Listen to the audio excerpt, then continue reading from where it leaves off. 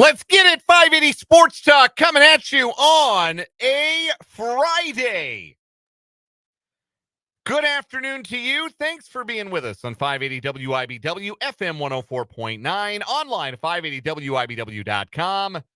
And a special hello to those of you watching on our video stream. You can catch that on our YouTube channel, 580 Sports Talk. You can also see us on our Facebook page, WIBW News. Dan Lucero, Brendan Dworzinski, and Spencer Dupuis will be with you this afternoon. Brendan will join us in a bit. Spencer's going to duck out for a second as well. But the gang will all be here for the better part of the next 3 hours, plus some overtime today ahead of Kansas City Royals baseball. We'll take you up until 6:30 tonight before we hand things off to the Royals Baseball Network ahead of game number 2 of their 4-game series against the Houston Astros. Seth Lugo on the mound for the Royals tonight. Framber Valdez for the Astros. Again, that is a 7:10 first pitch at Minute Maid Park. We'll be taking you until 6:30 with some overtime before we hand things off to the Royals Baseball Network. There is lots to talk about on the show today. The Royals lost a baseball game last night, but they lost something a whole lot bigger than that. Their RBI leader, Vinnie Pasquantino, in case you have missed it somehow, out for the season with a broken thumb. I say out for the season. It's a 6 to 8 week recovery timeline for Pasquantino. He is out for the regular season. I would be extremely surprised if we saw Vinnie Pasquantino in the lineup again for the Royals, even in the best case scenario of a World Series appearance for the Royals. A broken thumb on the right hand for a left-handed hitter. I don't think that's just a 6-week injury. I think that's a lot longer term. But we'll speak in terms of the regular season strictly. Vinnie Pasquantino will not be a part of it the rest of the way after he broke his thumb last night in a 6-3 come from behind and then come from ahead loss to the Astros in game 1 of that 4-game series. As deflating a loss as there has been all season, given the circumstances around it. Now, Lucas Erceg injured on the same play, tried to barehand the one-hop comebacker, was unable to do so, threw the ball wildly, which caused the Pasquantino injury, and then had to leave the game himself. Also got x-rays today, but to date, we don't have any news about Lucas Erceg, and as Christopher suggests in the YouTube live comments, that appears to be a no news, good news kind of situation. The Royals have already made their roster move for Vinnie Pasquantino. If there was going to need to be one for Erceg, they would have probably announced it before tonight's game. So, again, hopefully it is a no news, good news situation regarding the Royals' best reliever. So, we'll discuss that in great detail. Lots of Royals talk to get to at the top of today's program. Also, lots of football to get to. It's our first Football Friday of the year. I would love to be more excited about that, but the Pasquantino injury puts a damper, frankly, on everything that we talk about today. But it is our first Football Friday of the year. KU's got a win already in the books. They thrashed Lindenwood last night. I was there. I have thoughts on everything from KU's best wide receiver to some standouts on the defensive side to what it was like being at a football game in a soccer stadium last night. It's kind of a fun atmosphere at Children's Mercy Park for KU's 48-3 win over Lindenwood. Have some thoughts on that later on the show. Tomorrow night, Kansas State opens their 2024 account with a game against UT Martin. We will preview that game. Not really the game so much as we'll preview the K-State season. We'll look ahead to what we expect to see from the Purple Power Cats this coming year. I think two of the three of us here on the show are picking, two of the three of us on the show are picking K-State to win the Big 12. We'll expound on why, and we'll make some predictions for the upcoming Kansas State football season. That is coming up later on as well. Plus, our first Prairie Band Sportsbook 580 Sports Talk football picks of the season. Our Pick'em contest advances to another year where we pick games against the spread, college and pro, and compete against each other for bragging rights. This year we have a sponsor for that segment, the good folks at Prairie Band Sportsbook. So those are coming up at 4 o'clock. We'll pick some college games for the weekend, look ahead to the rest of the full Saturday slate of college football. It starts with what should be a propane heater of a football game with Clemson and Georgia kicking off at noon. K-State kicks off at 6.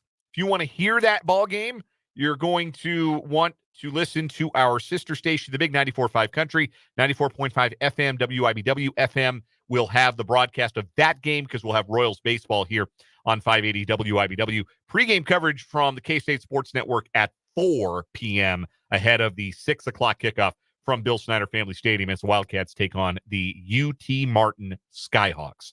Again, that will be broadcast on our sister station, the Big 94.5 Country, 94.5 FM.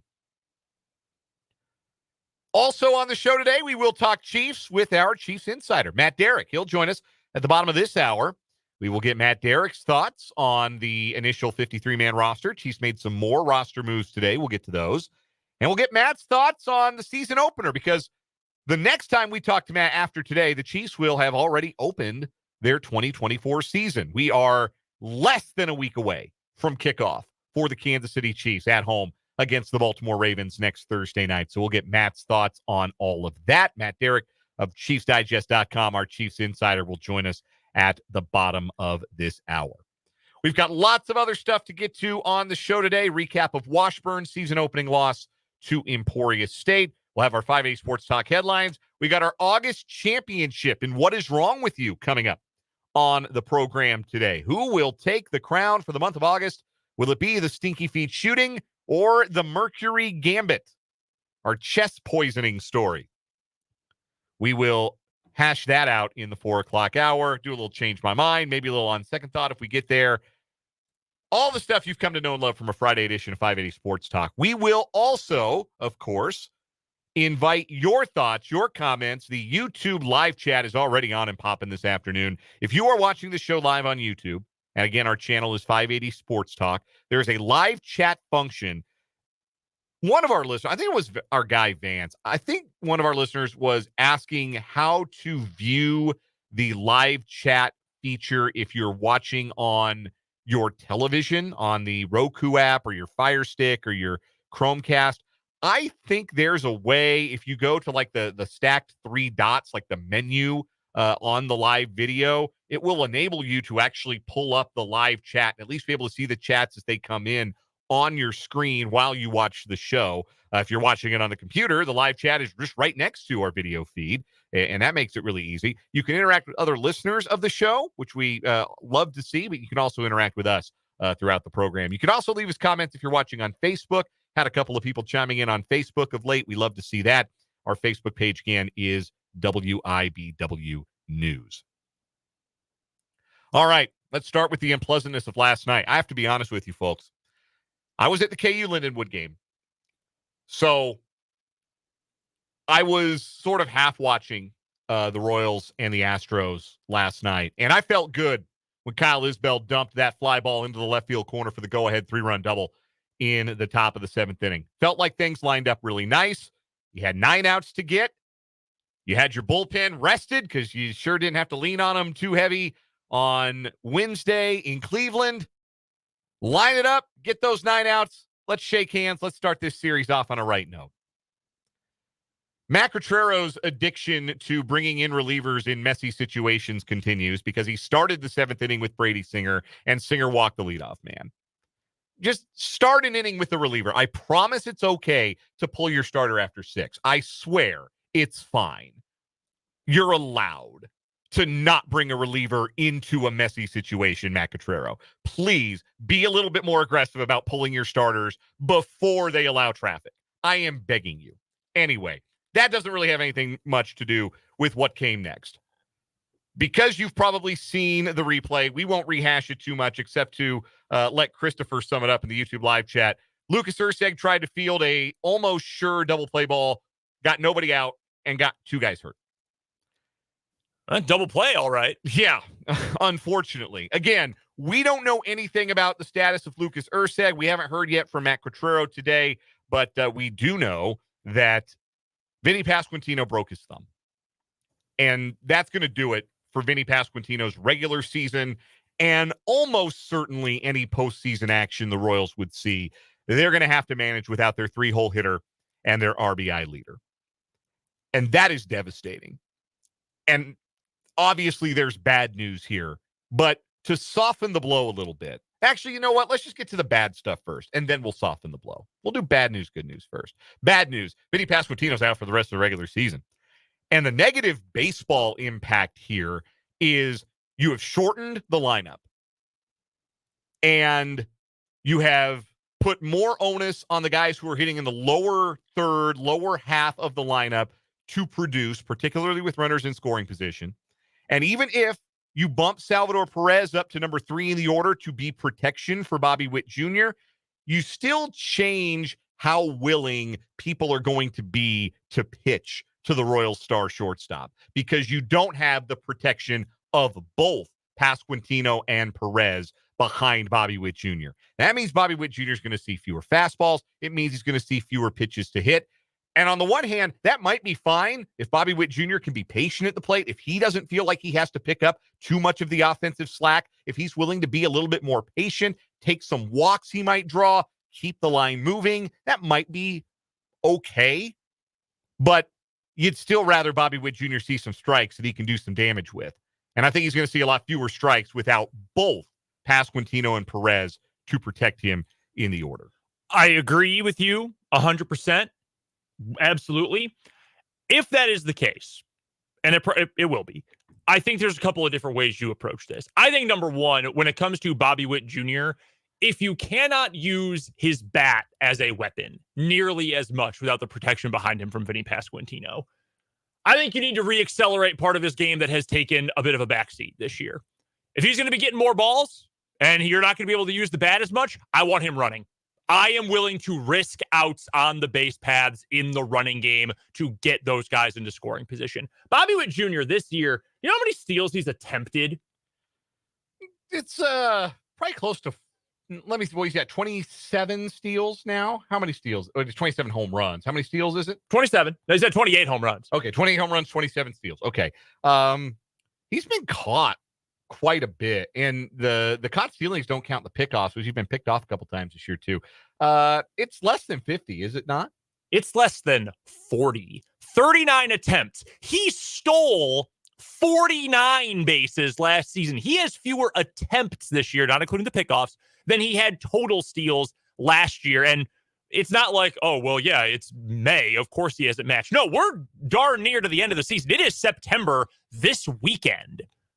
If you are going to say Bobby Witt Jr. is not going to have a chance to use that bat as often, fewer fastballs, more breaking stuff, more pitches outside the zone because there's less protection behind him, then get the running game going. Again, normally I am against giving away outs on the base paths. That's one of your easiest ways to lead to a loss.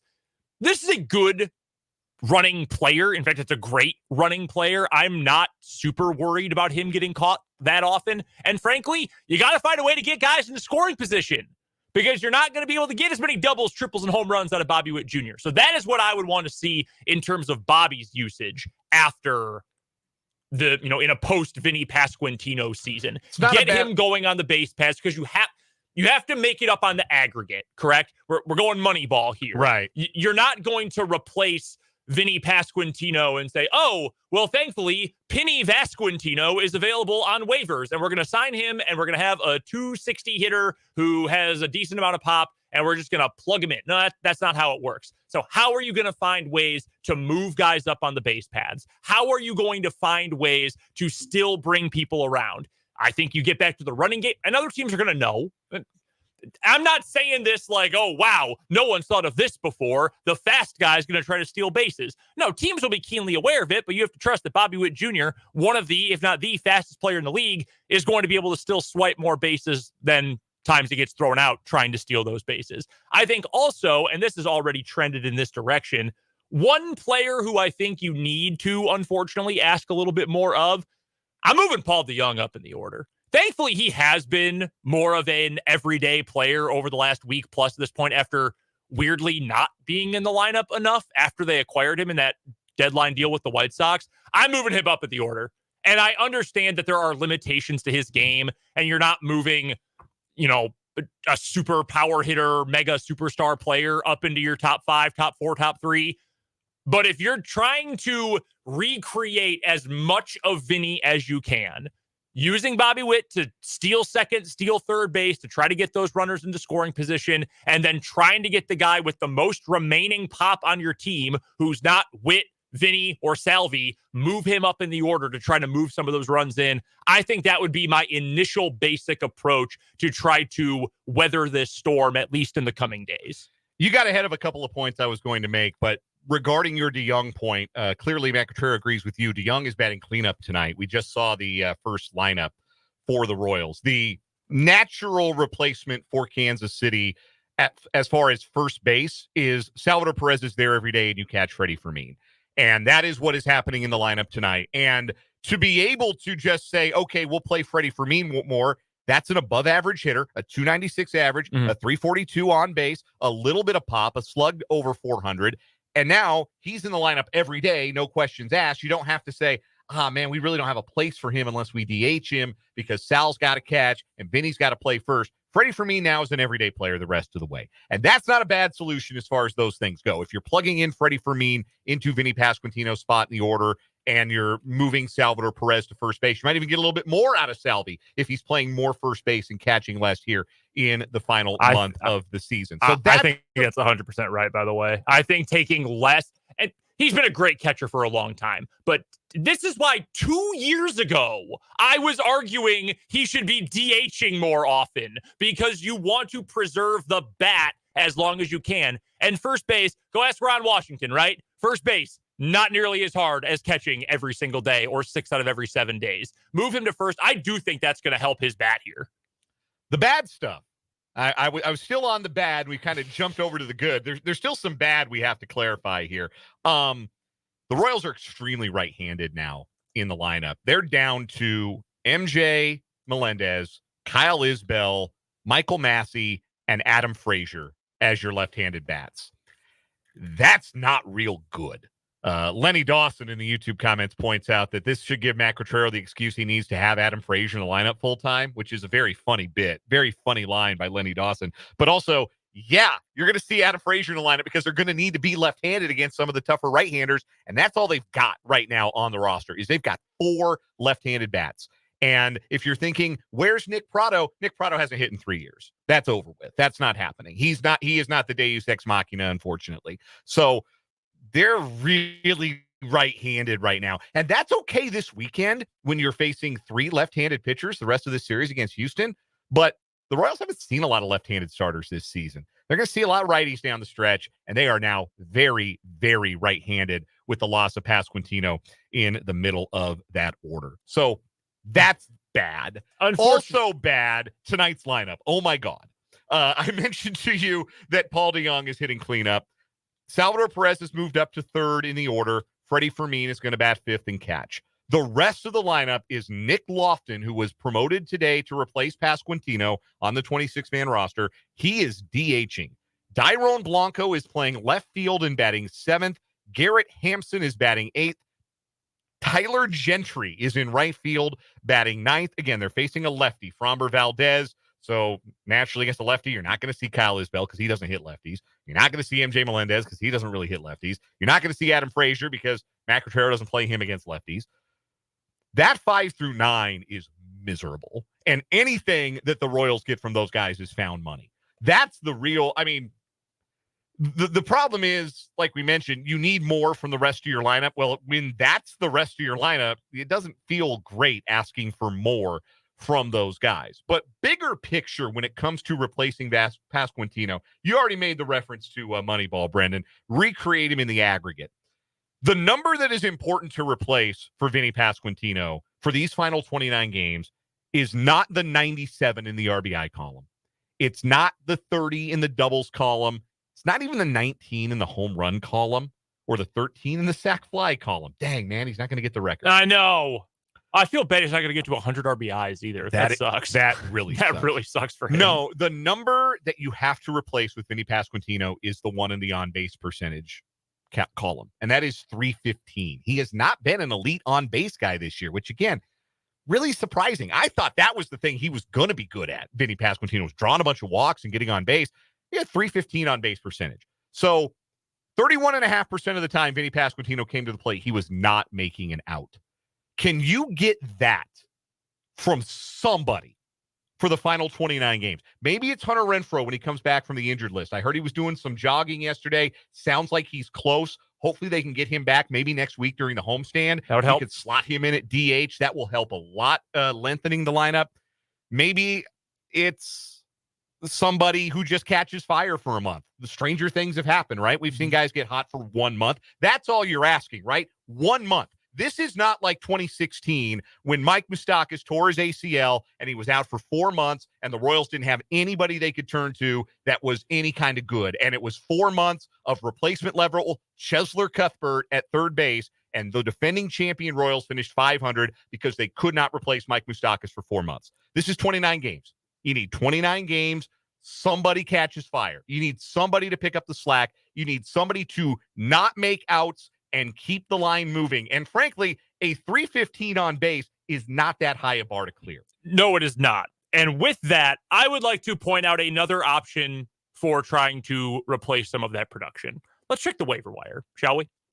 And there are complications that come with that. There's salary implications, or you're going to pay it, etc. There's a lot that goes into it. But talking in a vacuum about trying to replace some of that production and that on-base ability, there are not a ton of notable or even useful players that are on waivers right now. And a handful of them, if you're trying to fix the right-hander problem, not really going to do anything for you. No, like Robbie Grossman doesn't hit right-handed pitching. He's a switch hitter, but he's much better from the right side against lefties than from the left side against righties. Right. That's the only thing you're banking on there is that, well, he can bat from the left side and he can't, in theory, he's got the platoon advantage. You know, if you could go back a week with the knowledge this was going to happen, who would have been a really nice claim?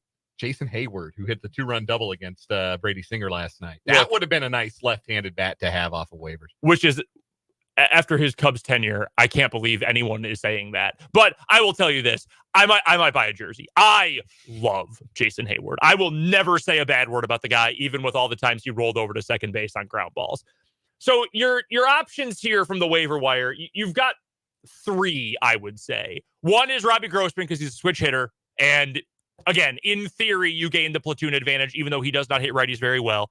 You say, screw it. We're just going to lean into it and go get a bat and just, we need hitter help. We need someone who can bat. And if we're going to still be at the platoon disadvantage and we're just going to be righty heavy all the time, whatever, let's maximize that as best we can. Maybe put in a claim on Tommy Pham and just say, let's steer into it. You don't even have to claim Pham. He was designated for assignment today by the Cardinals, so he's just a free agent. He's a free agent. Like, the Royals could call his agent right now and have him in uniform by the end of the weekend. You would have to have him in uniform by tomorrow for him to be eligible for postseason play. So you steer into that. I don't know. You interested if you want another righty? You interested in Tyro Estrada? No, having the worst year of his career. Absolutely, that's what you're left with. Except worse than Garrett Hampson. There is one left-handed batter available, and his on-base percentage this year, it's not quite 315, but it's just beneath that at 306. And ladies and gentlemen, he is more than familiar with the Kansas City Royals organization. Nicky Lopez is available, folks. That is your best true left-handed bat available on waivers. Not a lot of waiver wire help this year. I mean, the Royals will be as active as they can, I'm sure, if anything comes about. I don't know, maybe J.J. Piccolo calls Joey Votto's agent and asks him, how wedded are you to retirement? Can you give us 1 month, draw some walks, maybe bang a couple bombs? I've had worse ideas. It's not great. It's a huge bummer. It's a massive disappointment for Vinnie Pasquantino, who was having a super run production year. But again, I reiterate, it is not fatal for a team with 29 games to go. 1.5 out of first place, 2 up on Minnesota for second place, 5.5 up for a playoff spot. The number of games are dwindling. Even with the loss of Vinnie Pasquantino, you'd still rather be the Royals and the Red Sox this morning. Somebody's got to step it up. Mark pointed out in the YouTube live chat, it's got to be next man up. It's the attitude anytime somebody gets injured, and certainly will be the attitude for the Royals as they move forward without their 3-hole hitter. Tyler on YouTube as well asks, can they bring up the Florida kid we drafted? I am super excited for Jack Caglione. I'm not sure you can make the jump from the Quad City River Bandits to the Royals. And it would be one thing if his OPS down at A-ball was 1,000. It's 730. Like, he's he had a long layoff. He's a first-month pro. Yeah, he had a long layoff between his college season and the start of his pro season, and he's still knocking the rust off. That would be a lot to ask. But It would be bananas. It's probably likelier than my Joey Votto idea, if we're being real honest about it. Let's take a break here on 580 Sports Talk. We still got Matt Derrick coming up later on. Play a quick round of Change My Mind. But first, I've got another family 4-pack of tickets to PBR Outlaw Days, Friday, September 6th at the T-Mobile Center in Kansas City. Professional Bull Riders Outlaw Days, Friday night, next Friday night at the T-Mobile Center. And I'll give them to the first person who calls and wants them. 785-272-9429. First caller gets a 4-pack of Professional Bull Riders rodeo tickets for next Friday night in Kansas City. 785-272-9429. Change My Mind is next. It's the Kansas Drive to Zero studio. This is 580 Sports Talk.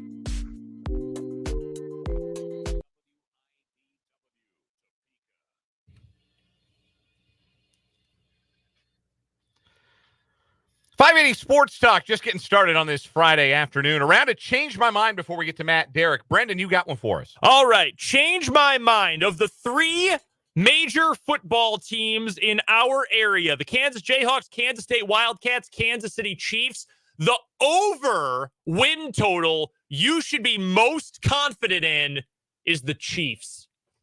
KU is 8.5, K-State 9.5, Chiefs 11.5. Yeah, probably. Just because, like, we just saw the worst, maybe a worst case scenario season for the Chiefs, barring like significant injuries to all their stars. And 11 games was where they landed. Like, if things go remotely right for the Chiefs, they should win 12, 13 games, no problem. I agree. I like KU over. I like K-State over. I like the Chiefs over even more. Yeah, I think that's a good one. I like that one. We'll take a break. We'll come back. Well, maybe ask Matt Derrick what he thinks of that. Our Chiefs Insiders coming up next on this edition of 580 Sports Talk.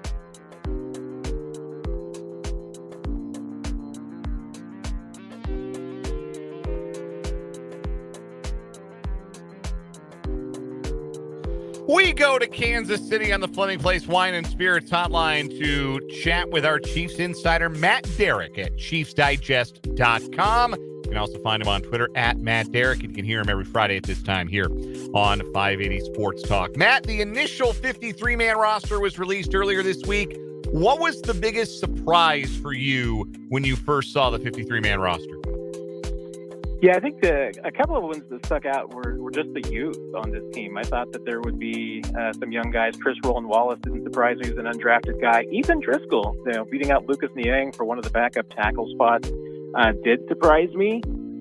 Going with just 3 running backs. I thought that the Chiefs might opt for a fourth on the 53, and not really knowing that Samaje Perine was coming down the road. So that kind of made sense. Eventually, the Chiefs got there.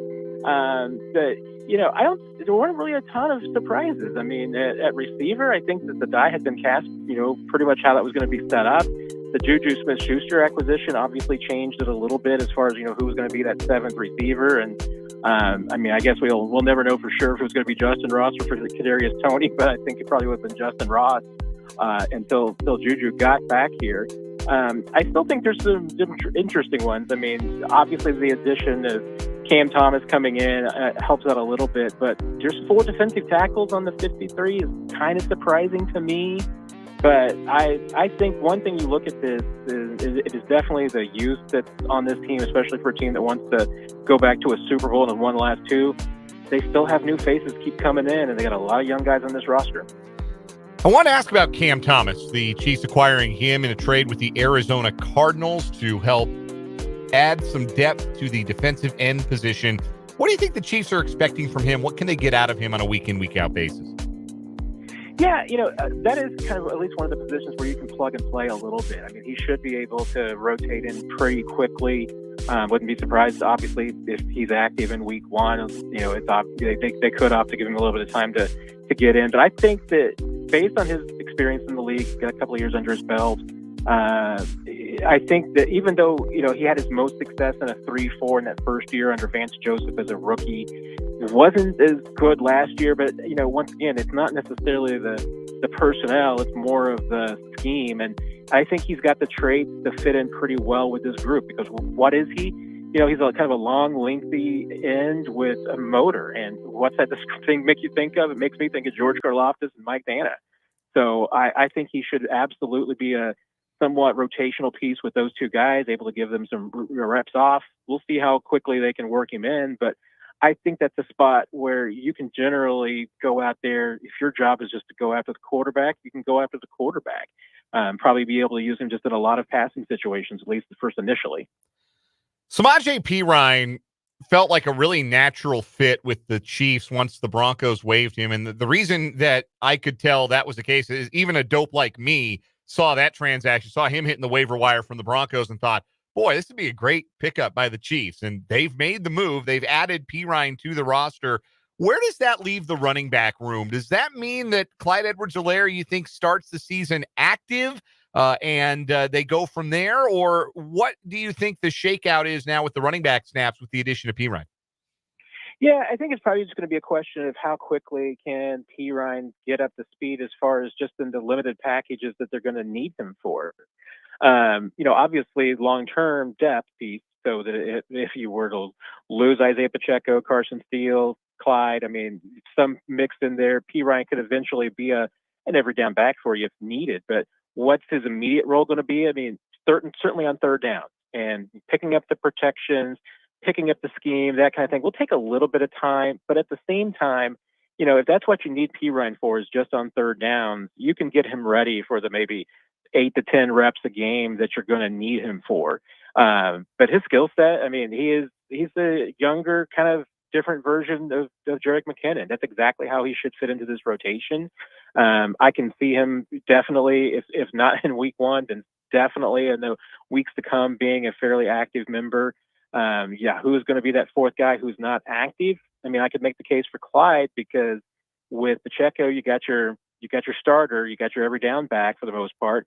You've got Perine to be your third down back, and then Steele is your fullback, your backup, your H-back, whatever you need. You can do a lot of different things. So that right there looks like 3 pretty good running backs to have in your rotation. Matt Derrick is our guest. He joins us every single Friday at this time for our Chiefs Insider on 580 Sports Talk, joining us via the Fleming Place Wine and Spirits hotline. Make sure you go check out all of Matt's work covering the Kansas City Chiefs at ChiefsDigest.com, and you can follow him on Twitter if you're into that kind of thing, where his handle is at Matt Derrick. Matt, what sort of role does Peyton Hendershot fill for this team? That's a good question, because, obviously the Chiefs, when they looked like they were going with 3 tight ends, wasn't necessarily a big surprise. But Hendershot coming in, hey, if your 4th tight end is going to be on your roster 1, he's got to play special teams. And that was the big difference between Hendershot and Irv Smith is Hendershot, 400 special team snaps over the last 2 years. And Irv Smith that was just not a club in his bag. So that wasn't really an option. So it makes a lot of sense from that standpoint. It's, how else can he fit in? I mean, I think that might take a little bit more time, a little bit more investment in him as far as, what kind of an offensive piece he can be. Will he be active on game days? I mean, I would expect so because, if you're bringing him in, it's to play special teams. How does that impact Jared Wiley? Are you going to have 4 tight ends active on game day, or are going to be times that maybe Wiley's not active? I mean, we'll see. But, the Chiefs do use 12, 13 personnel from periods of time. There's obviously a way that Hendershot can fit in there. It's just going to be a little time for him to, again, pick up the scheme. It's not going to be a learning curve like Juju's not going to have much of a learning curve at all. It'll be much more for Hendershot. But I would expect the special teams is going to be his early work. He's going to be playing on every team. How many snaps he gets offensively, that might be a little bit more of a question. I would expect it to be something that's going to be fairly light at first. Reputation-wise, he is not a great blocker, but I think the Chiefs are going to try and turn him into one. All right, this is an annual question, and every year when I ask it, I end up looking stupid because, of course, Andy Reid is not going to change what he does. However, I'm going to ask it regardless. Even if Hendershot is not the world's greatest blocker, he is a 4th tight end. You have added more beef to that tight end room. Juju Smith-Schuster is a wide receiver who is willing to block and get dirty and do the nasty work. You are keeping a fullback on the roster this year, even if he is not maybe a true fullback, but for now, that is his assigned role. Is power football back in Kansas City? Good question. I mean, is it back on 4th and short or 3rd and short? The Chiefs. I mean, I'm going to buy in a little bit here, Brendan. I mean, the Chiefs are built to maybe try and run some short yardage. I mean, they're built for, and it's not a crazy idea. And we also saw them during training camp, and I'll probably get in trouble for saying this one, but there were people there, so I think I'm allowed. Carson Wentz came in and ran a quarterback sneak, so there's a lot of elements maybe to the power run game and short yardage that maybe this lineup and this roster is kind of constituted for that the Chiefs just haven't been very good at the last few years. You mentioned Juju doesn't have a stiff learning curve. I mean, or steep learning curve, excuse me, because he's been with the team before. He had a very successful year with the team before.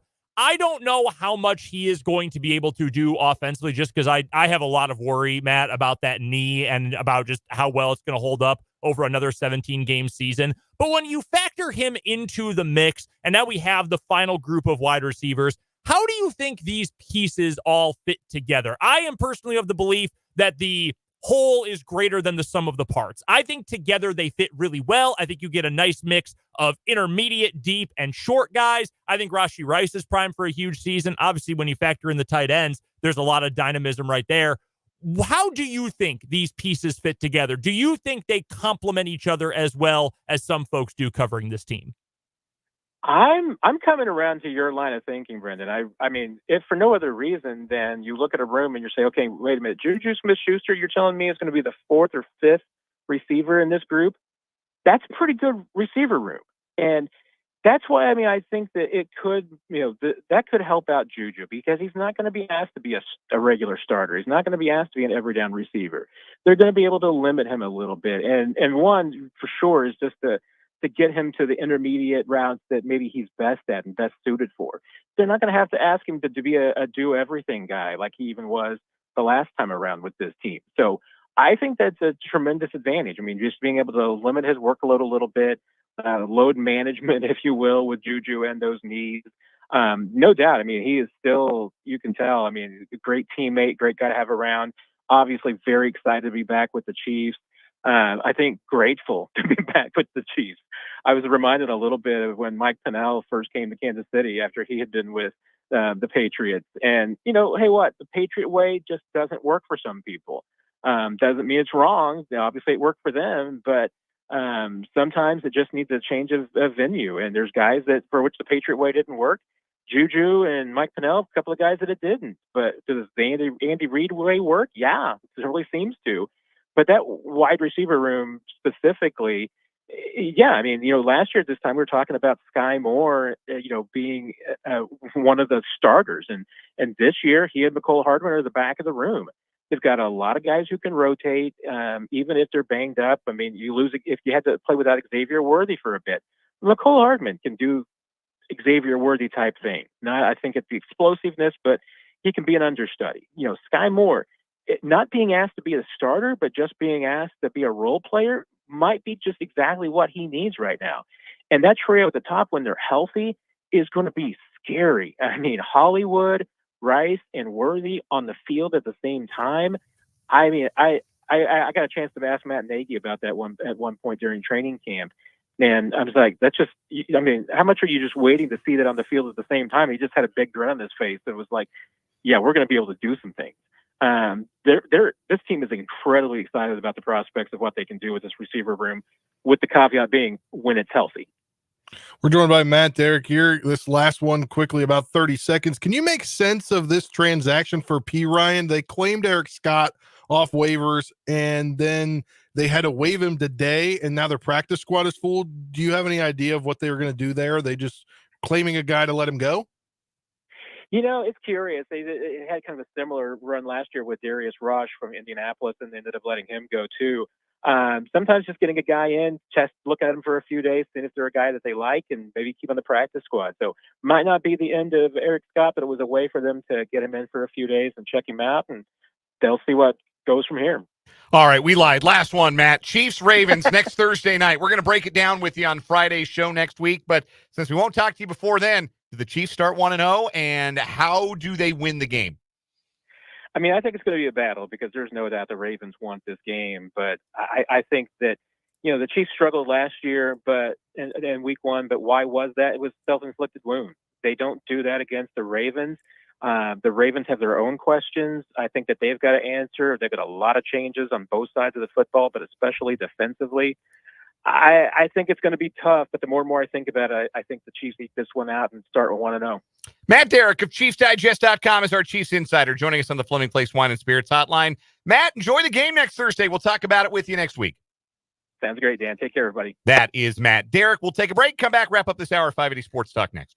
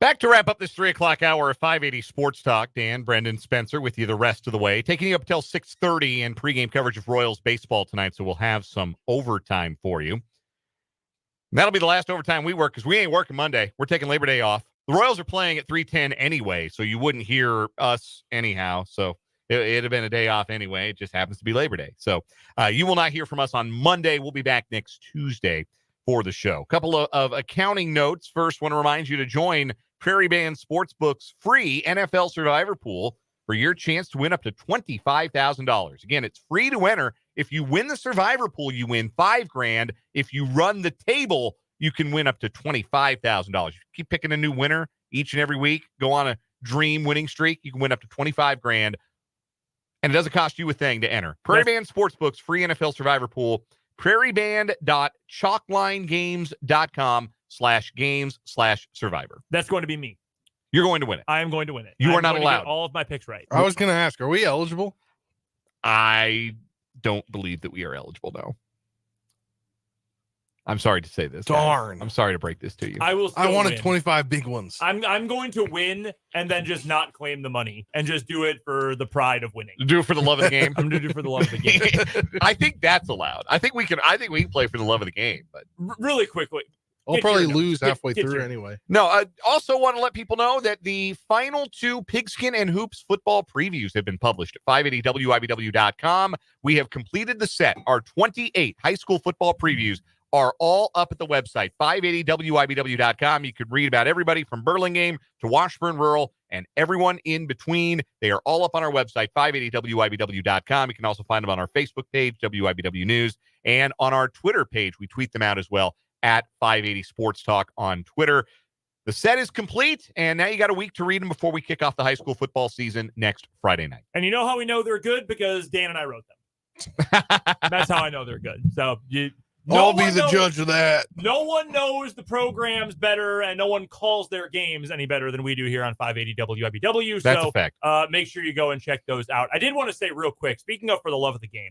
So have you guys ever seen the videos teams, NFL teams most often do? Sometimes NBA teams do them. Like players are walking out to the practice field and they'll hold up a card that's like a prompt. Yeah. Yeah. Like, what would you want your superpower to be? Whatever. So the Buffalo Bills did one this past week. Remembering guys. They remembered some guys. It was name a random NBA player. And they had players come in and they had some good ones. Keon Coleman just stood in front of the camera. Most guys, they do a quick answer. They walk out to the practice field, go practice. Keon Coleman, the rookie out of Florida State, just stood there ripping off names nonstop. He's just there like for me 15 for real. minutes. And then every time someone came up, he'd be like, Eric Piatkowski. He'd be like, bro, I already said that. Yeah. But then if it wasn't one he'd already said, like, Darren Williams. Oh, nice pull, man. Would dap him up. Yeah. Incredible video. I am all in on Keon Coleman now. Very funny stuff. Coming up in the 4 o'clock hour, our Bet Prairie Band 580 Sports Talk picks. What is wrong with you August championship? The K-State season preview. We're going to give away some K-State tickets. We're going to give away some Royals tickets later on. We got so much more to get to on this Friday edition of 580 Sports Talk.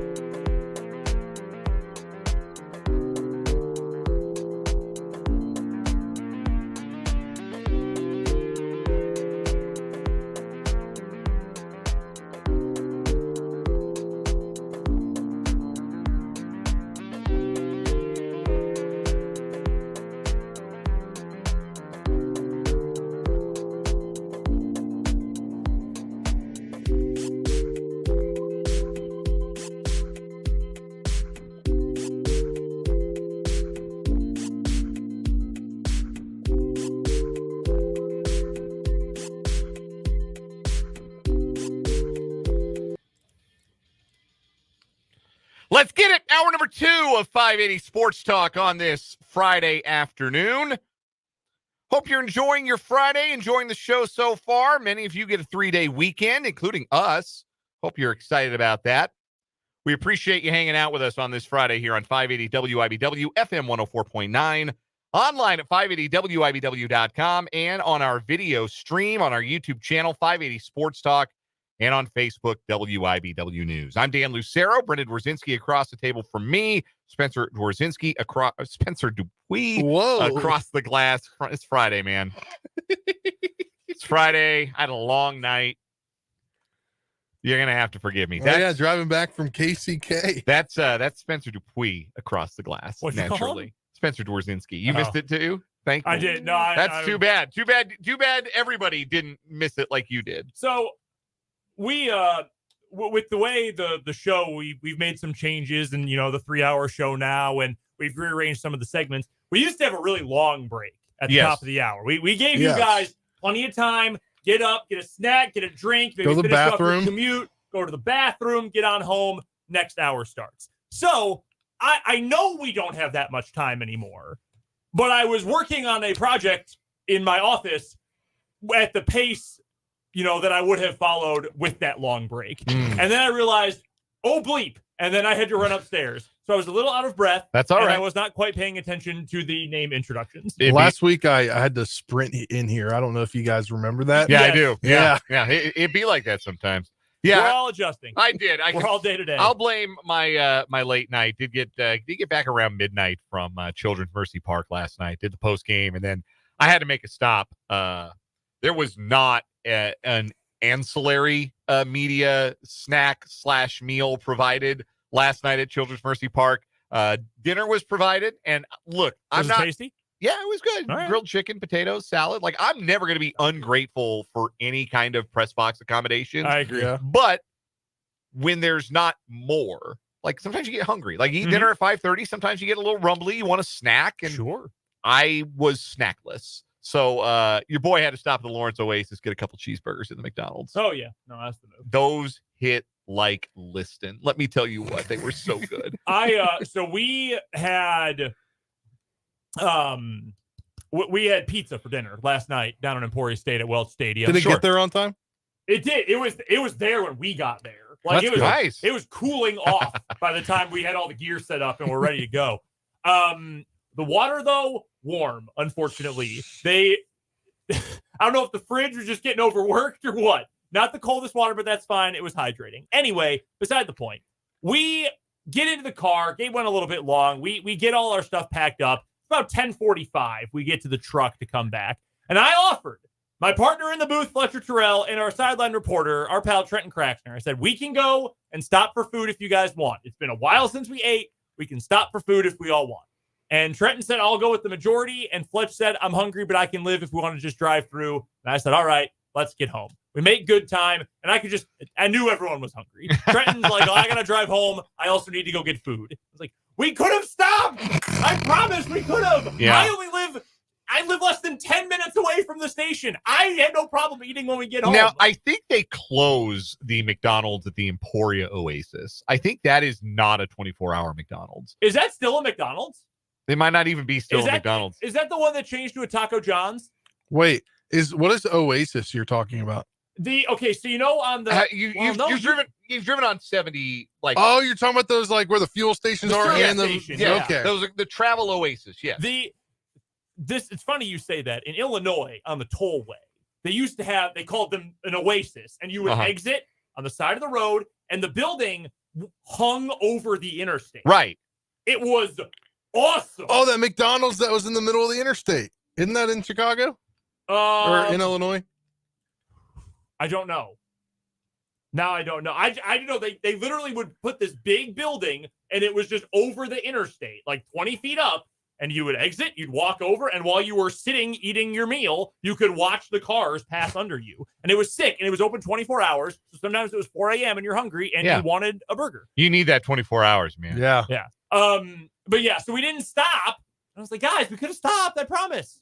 But we didn't. No, that was crucial last night. As you have heard us recounting, I was at the Kansas football game last night. Brandon was in Emporia for Washburn football. We'll talk about both of those things a little bit later on in today's show. But coming up still on today's program, in addition to some football recaps, we've got a season preview for K-State. We previewed KU yesterday on the occasion of their season opener. K-State opens tomorrow night against Tennessee Martin. Kickoff at 6 o'clock. Pregame coverage at 4 on our sister station, the Big 94.5 Country, 94.5 FM, because we've got Royals baseball here on 580 WIBW tomorrow night. So we will preview Kansas State's season. We'll take a look at their schedule, the biggest trap games, concerns you might have about this team, biggest reasons for optimism about this team, because 66.6 repeating % of us think that they're going to win the Big 12 this year. And we have not been alone in that assessment among some people we've had. National pundits. We'll talk plenty of K-State later on this hour. We still got our sports talk headlines. We'll talk some more Royals baseball later on, look ahead to the rest of their series against the Astros and how the Royals will cope without Vinnie Pasquantino.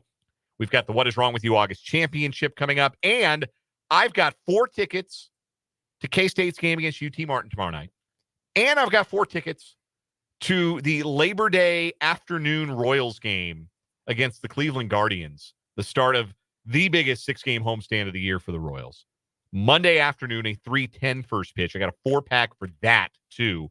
So be listening for your chance to win some more tickets. We get some more tickets later on. I'm feeling generous going into the holiday weekend. You're just giving. It's like you get tickets, everyone gets tickets. I am a lot like Oprah. Many people have said this. Many times, in fact. I've been compared to Oprah a lot.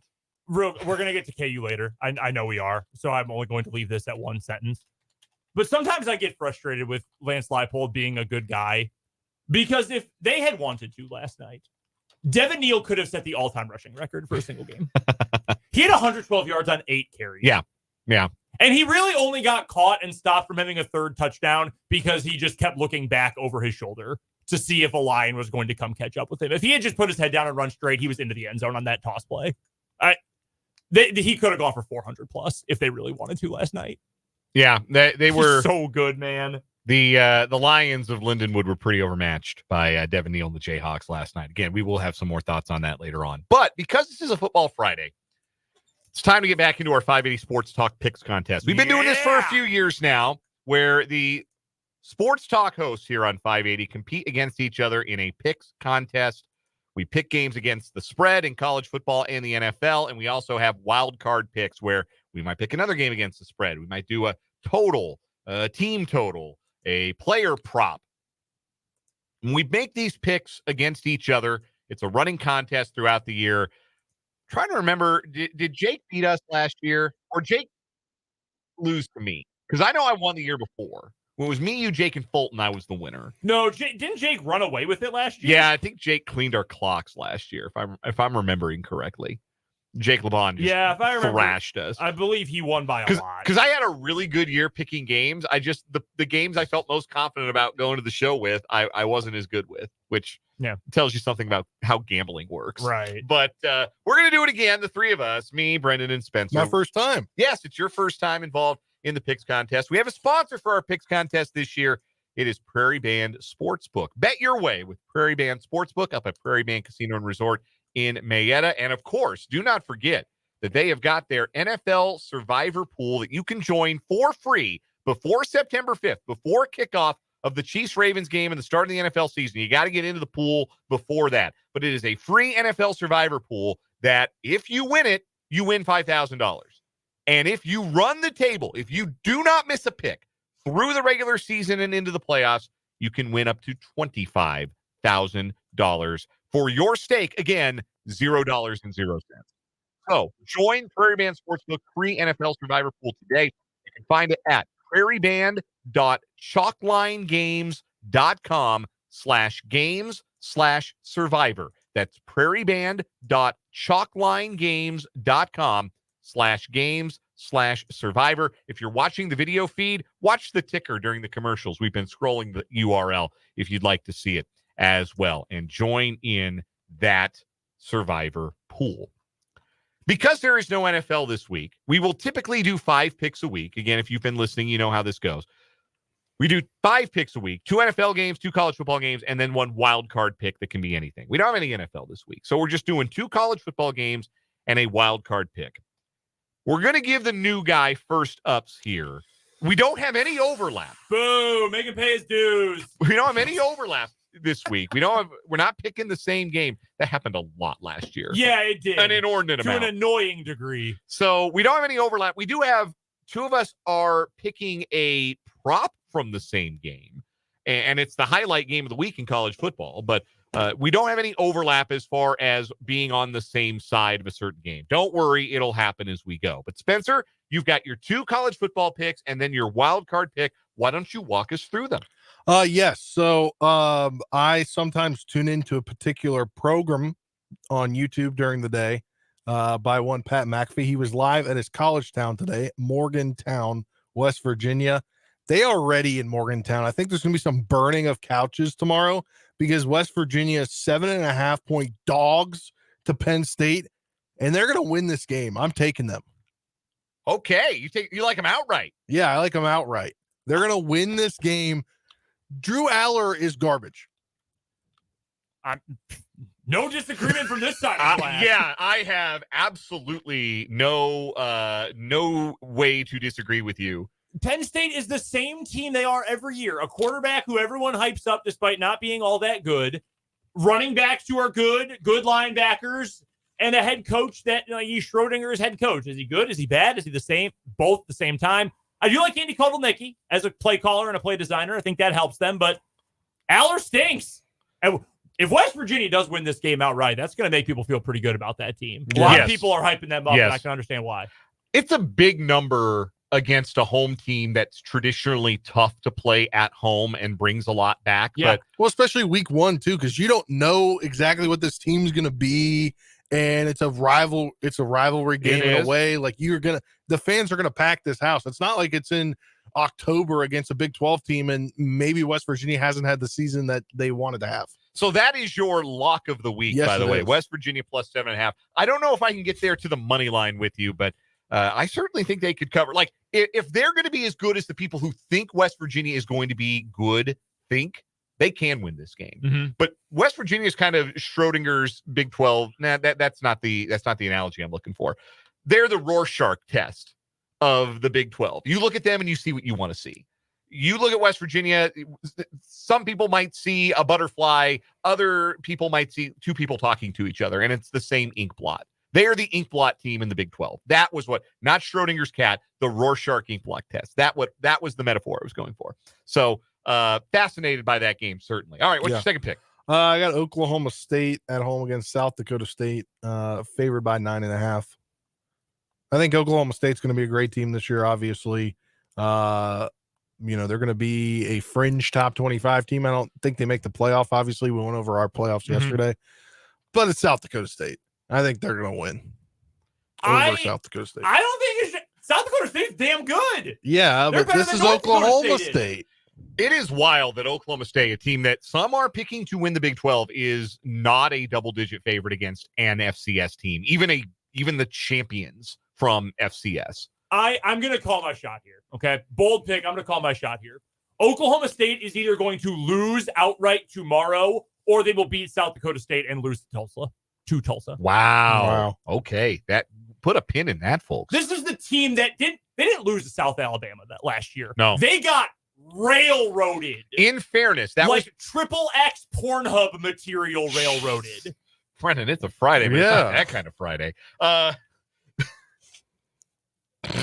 don't know where to go from there. In fairness, the point I was going to make, in fairness to Oklahoma State and the South Alabama game last year, that was before Mike Gundy knew Ollie Gordon was on his team. Probably the dumbest coaching decision of 2024. Like, you've got maybe a Heisman candidate, and you run him, 3 times? All right, so Spencer, you're taking the points with the Mountaineers. You're laying the points with the Cowboys. Couple of Big 12 picks. What's your wild card pick this week? Carson Beck over 246.5 passing yards in against Clemson. Dabo needs to get with the program and have transfers. Like, college football only works now because of transfers, and they could be so much better as a team if they let guys transfer into their program, but they really don't let that happen. I think Georgia is going to win this game. That's a bonus for you. Georgia's going to win this game, but Carson Beck's going to go over the 246.5 passing yards. Can we also add here for rules this year, because you mentioned Spencer's lock of the week, that West Virginia game. We're not going to add bonus points for the lock of the week, but we're going to use that as a tiebreaker. Right. So the lock of the week record we'll keep as we go, and that will be a tiebreaker should we need to break a tie at the end of the year. And again, Spencer's lock of the week is West Virginia plus 7.5 against Penn State at home. All right. Those are Spencer's picks. Over 246 passing yards for Carson Beck is wild card. Brendan, what do you got this week? All right. My lock of the week, it is an FBS versus FCS game. Iowa is laying 22.5 points at home to the Redbirds of Illinois State and legendary coach Brock Spack. Illinois State's been a good program before. They played for a national championship in 2014. Iowa, this line has actually moved, by the way, and I'm going to take it anyway. It's moved to 23.5 over at Prairie Band Sportsbook. If you want to head up to Marietta and put something down on this, adjust the line. I'm still taking Iowa here. Kirk Ferentz is not on the sideline. This is going to be the first time since 1978 that neither Hayden Fry nor Kirk Ferentz is the head coach for a game for the Iowa Hawkeyes. Here's the thing, though. To quote Mike Tomlin, the standard is the standard. One game against an FCS team without Kirk Ferentz is not going to suddenly make Iowa's defense stink. Illinois State went 6-5 last year. They're ranked to begin the year. They've added a number of transfers, including, you know who their backup quarterback is? Jake Rubley. Yeah, I remember He did him. not win the job out of camp, but he might rotate in this game. They went 6-5 last year. They were picked to finish 6th in the Missouri Valley Conference. I don't know how they're going to score against Iowa. My lock of the week, Iowa minus 23.5 against Illinois State in Iowa City. Colorado State at Austin taking on the Longhorns. I think Texas wins this game. I don't think they win by 32 points. Colorado State has a good young quarterback and a really good receiver, and Texas is going to defend well. You need more than just two players to keep a game competitive. Those two, I think, are going to make some noise in this game. I think people watching that contest are going to say, hey, who's this Braden Fowler Nicolosi character? Who is Torrey Horton? He's damn good. That's who he is. I think Colorado State keeps that one somewhat respectable. Colorado State plus 32 against Texas. And my wild card, on the islands, UCLA. Their first game as a Big Ten team. They are going out to Oahu to take on the Hawaii Rainbow Warriors. I'm going Hawaii under 19.5 points as their team total. I don't know how good UCLA is going to be. They should have a good defense, probably a bad offense, but a good defense this year. Braden Shaker, I may have overrated him just a smidge. I don't know how much they're going to score against UCLA. I don't think it's going to be very much. So I will take under Hawaii's team total against the Bruins.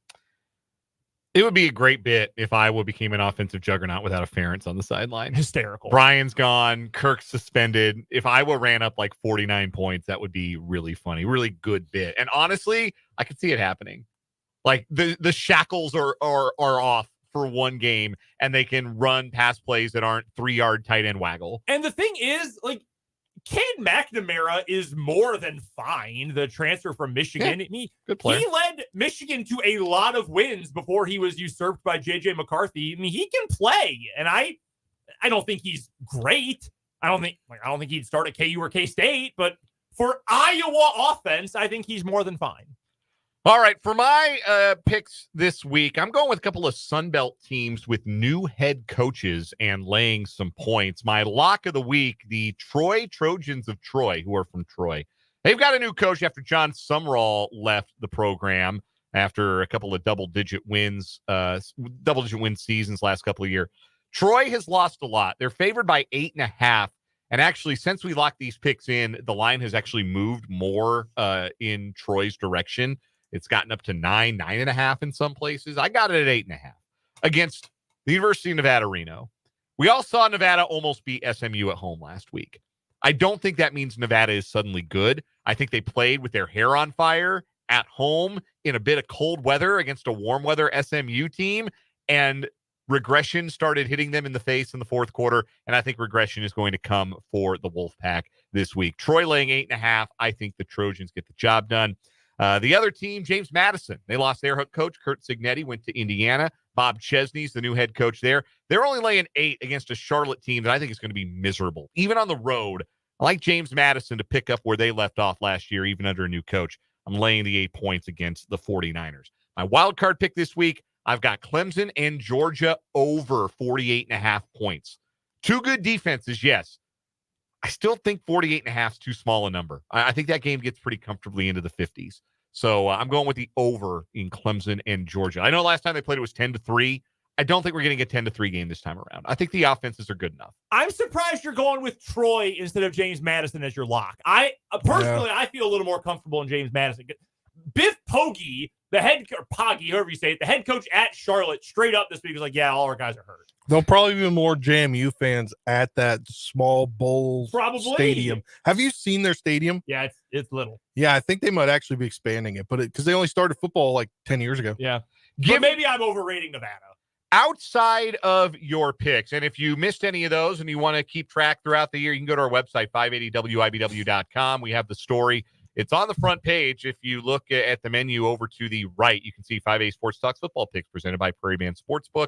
So you can follow our picks. We'll post a story each week, and you can follow throughout the year. Outside of the games we have picked, give me one game that doesn't involve your alma mater that you are excited to see this weekend. That's fair. I am interested tonight in TCU at Stanford.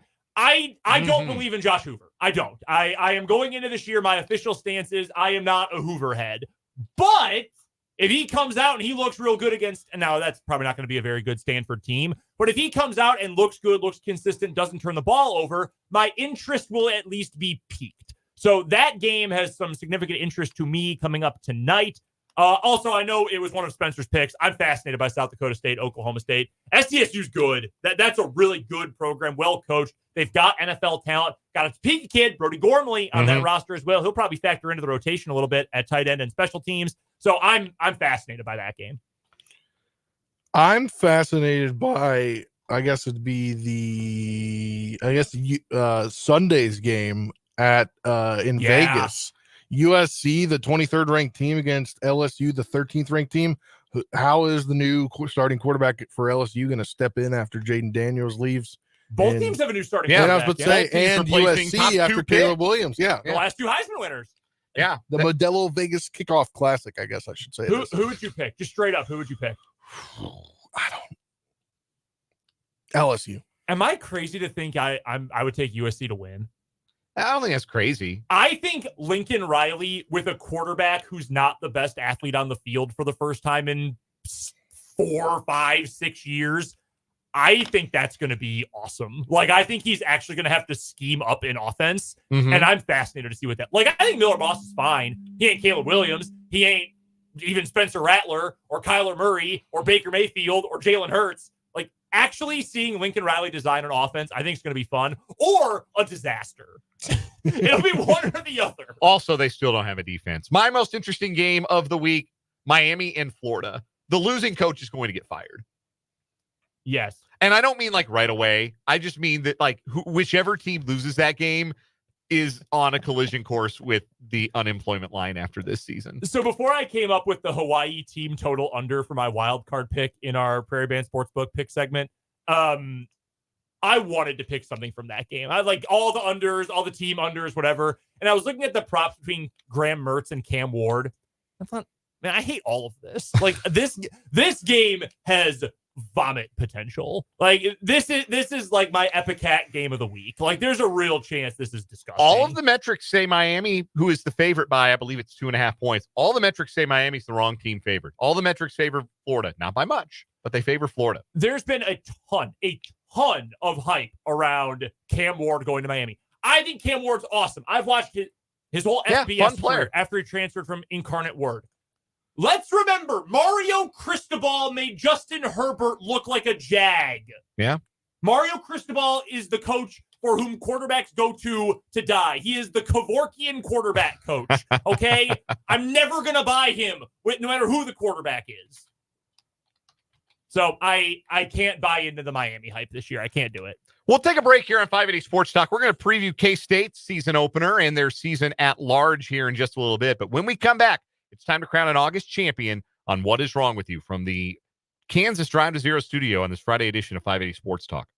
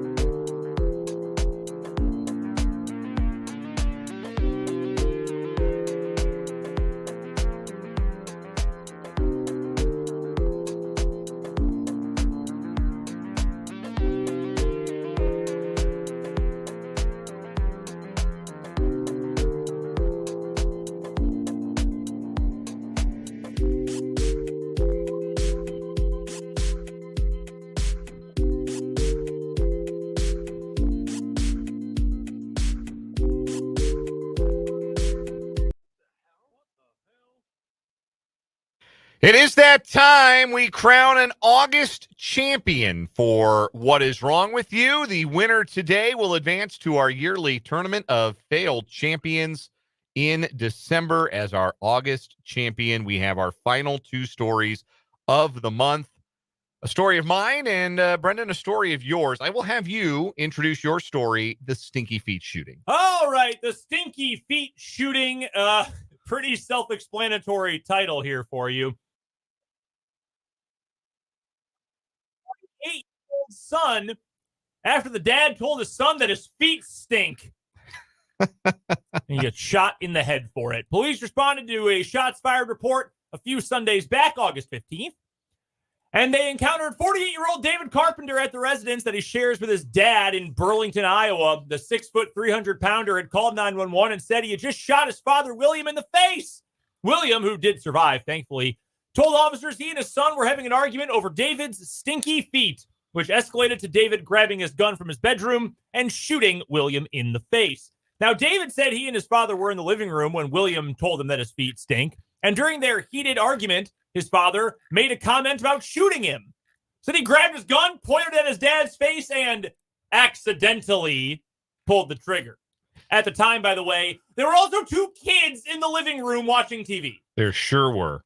He was arrested on a charge of attempted murder and child endangerment.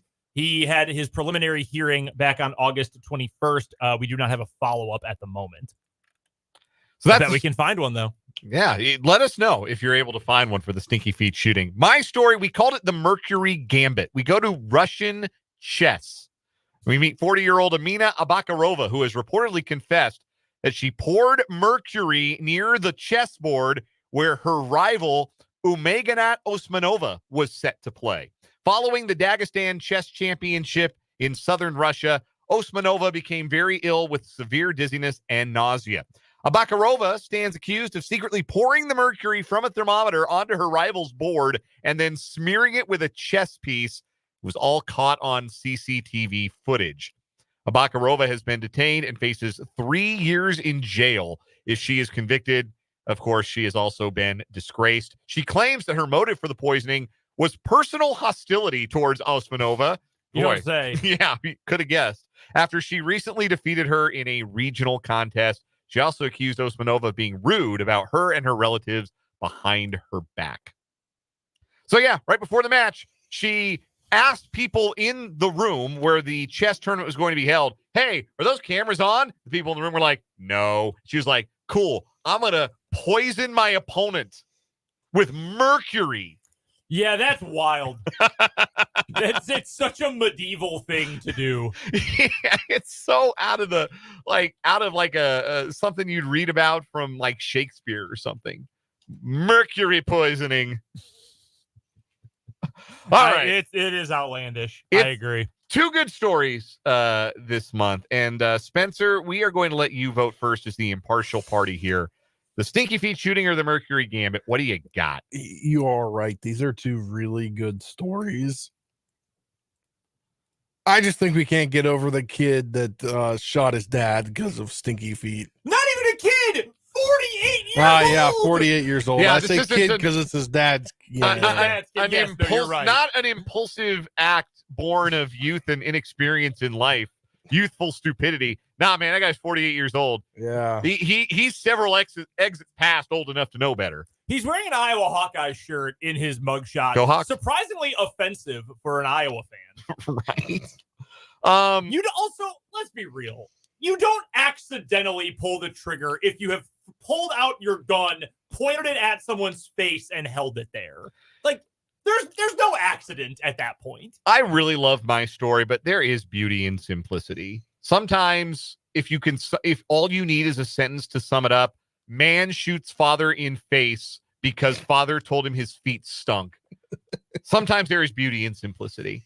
And for that reason, I think the nod goes to the stinky feet shooting. I would have voted as well. Clean sweep. When you live, we all live with a significant other, a wife or a girlfriend, right? If my wife says to me, hey, when are you getting a haircut? I take I got to go get a haircut. Right. She says, hey, can you shower before getting in bed? Okay, I smell. It is time to go shower. That is fine. I can live with that. Your feet stink. You know what I do? Oh, sorry, babe. Let me go wash them. Let me go wipe them off. Let me go take a bath of some Epsom salts. We're going to be good. I don't pull out my Glock. No, you don't go get the blicky over stinky feet. No, he shot his dad in the face. His dad is a 74-year-old man in a motorized scooter, and he put a bullet in his dome over feet. Over stinky feet. That's my winner, too. Over stinky feet. Yeah, it's a tough one. That's our winner here on What Is Wrong With You. The stinky feet shooting advances to the championship. We're going to take a break here on 580 Sports Talk. When we come back, Kansas State football opens a very anticipated season tomorrow night at home. Again, we got some tickets to that one to give away later on in the show, but we're going to preview the Wildcats season, make some predictions coming up next here on 580 Sports Talk from the Kansas Drive to Zero studio.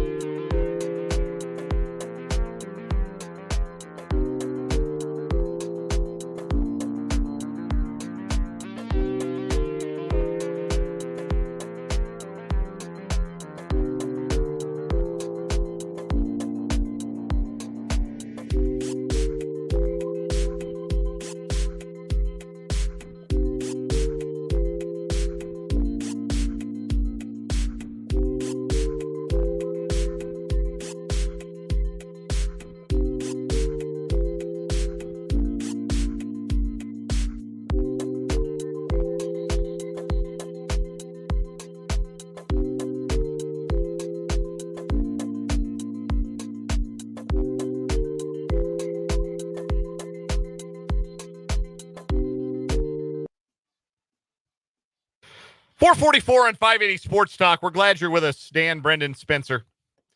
Thanks for checking us out. Top City Mail Supply text line 785-272-9429. You can also hit us up in the YouTube live chat if you're watching on the YouTube stream on our channel 580 Sports Talk. K-State UT Martin tomorrow night, 6 o'clock kickoff at Bill Snyder Family Stadium. Pregame coverage begins at 4 o'clock on our sister station, the Big 94.5 Country, 94.5 FM. We got to shift K-State over to the FM dial so we can bring you the Royals on 580 tomorrow night. Spencer and I have both picked K-State to win the Big 12. And wow, homers. Hey, I am nowhere near a homer. I have tried to temper my enthusiasm about the Kansas State offense because Avery Johnson, for all of his manifest talents, is still just a sophomore. And he has not started a home game, won't have until tomorrow, and he has not started a game in the Big 12 conference. And it is probably not fair to put the kind of expectations that some have put on Johnson. You've had a couple of people nationally pick him to win the Heisman Trophy. He's got the best Heisman odds of any Big 12 quarterback. That's a lot to put on a sophomore with one career start, and that start being in a bowl game against, now, North Carolina State was a good team, but they had some kids who didn't play in that game that opted out of the bowl game. It's a lot to put on one kid. And then I go back and I watch what it looked like when Avery played as a freshman. This is not somebody who excels because strictly he's the fastest guy in the field, which he's one of the fastest.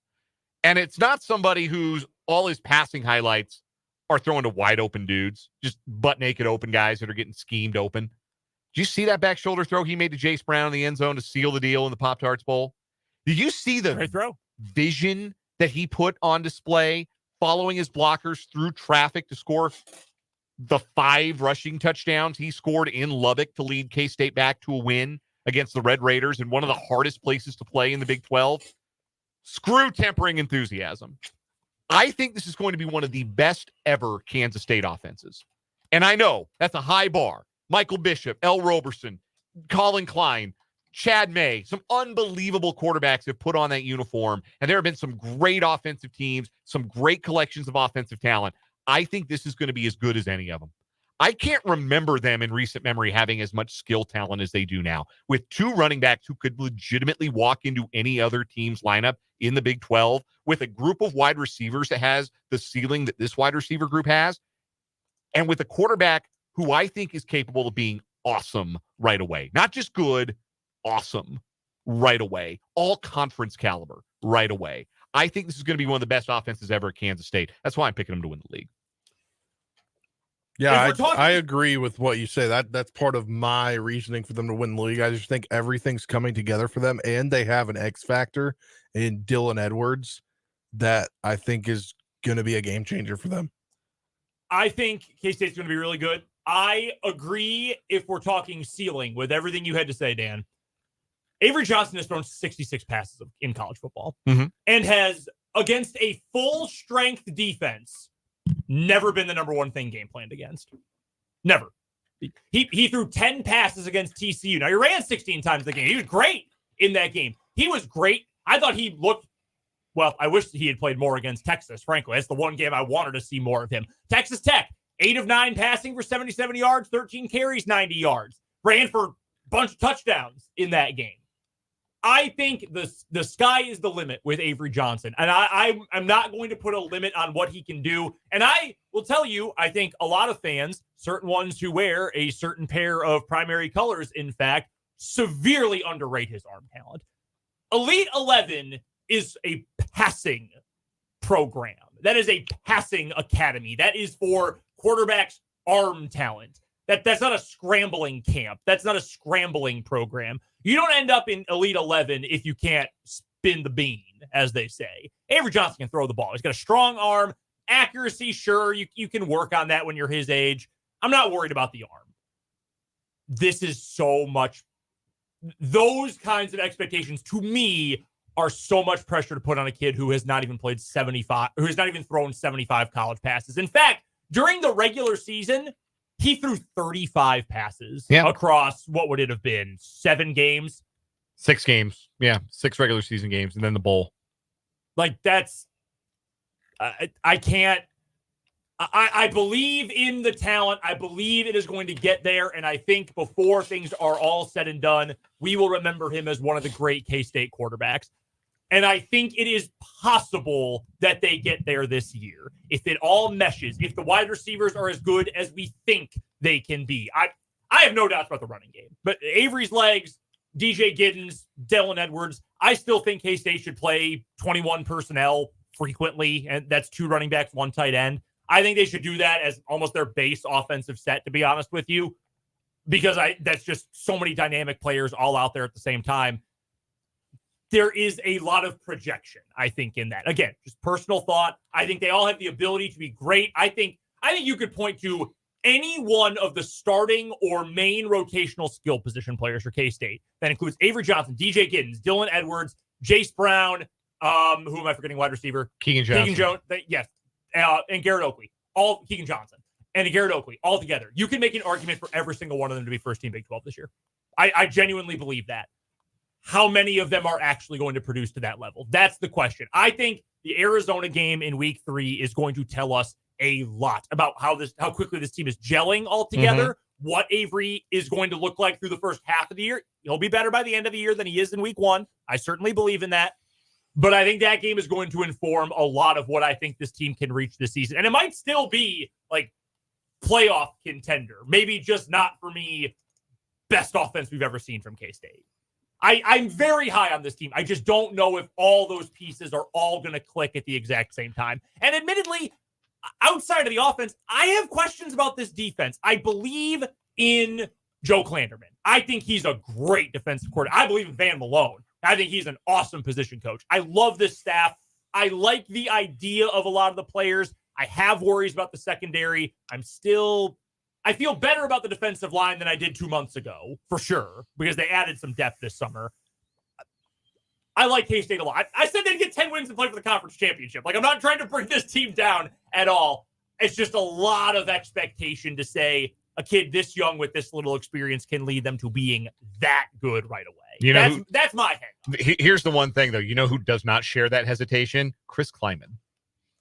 And it's not just coach speak, and it's not just having his guys back. Like, it's different. It is a level of belief that... they told Will Howard to get out. Yes. Like, people don't like to say this because we don't like to make the players seem like the guys who, like, the transfer portal is a weird thing. We don't like to just be blunt about it.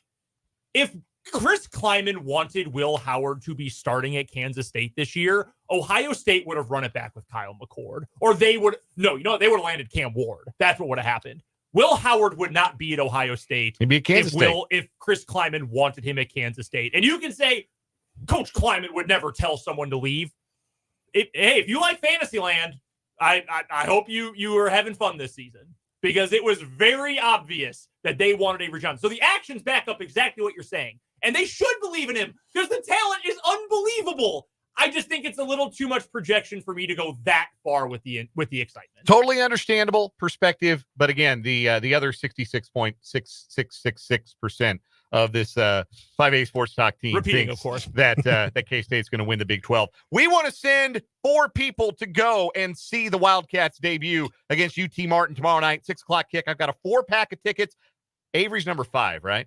I'll take caller number 5, 785-272-9429, 785-272-9429. Caller number 5 gets K-State tickets, a 4-pack for tomorrow night. We'll wrap up the 4 o'clock hour after this.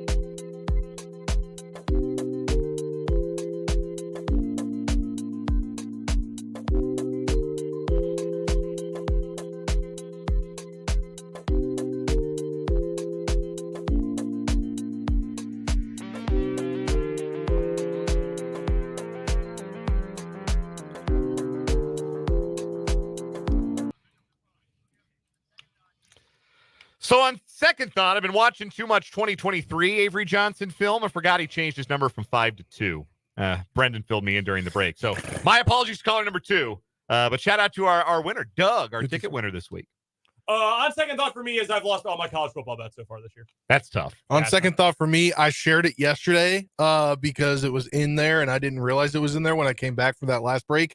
And it was that Clyde Edwards-Helaire is still on this roster after the 53-man cut down. Yeah, I think that was pretty hard to predict as well. That's your on second thought. We got one more hour of the show today. Still got some Royals tickets for Labor Day to give away. We'll talk Royals Astros. We'll recap last night's KU and Washburn football games. We got our 580 Sports Talk headlines. You're going to hear from Andy Reid during that segment as well. So we hope you'll stay with us for one more hour this week of 580 Sports Talk from the Kansas Drive to Zero studio here on 580 WIBW.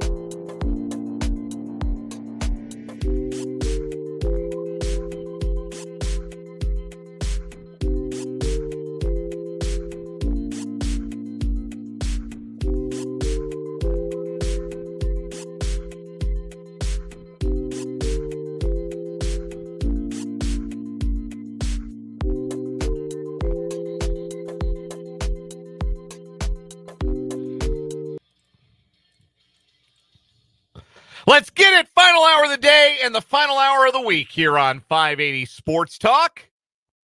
Taking you up until 6 o'clock, and then we have some overtime up until 6:30.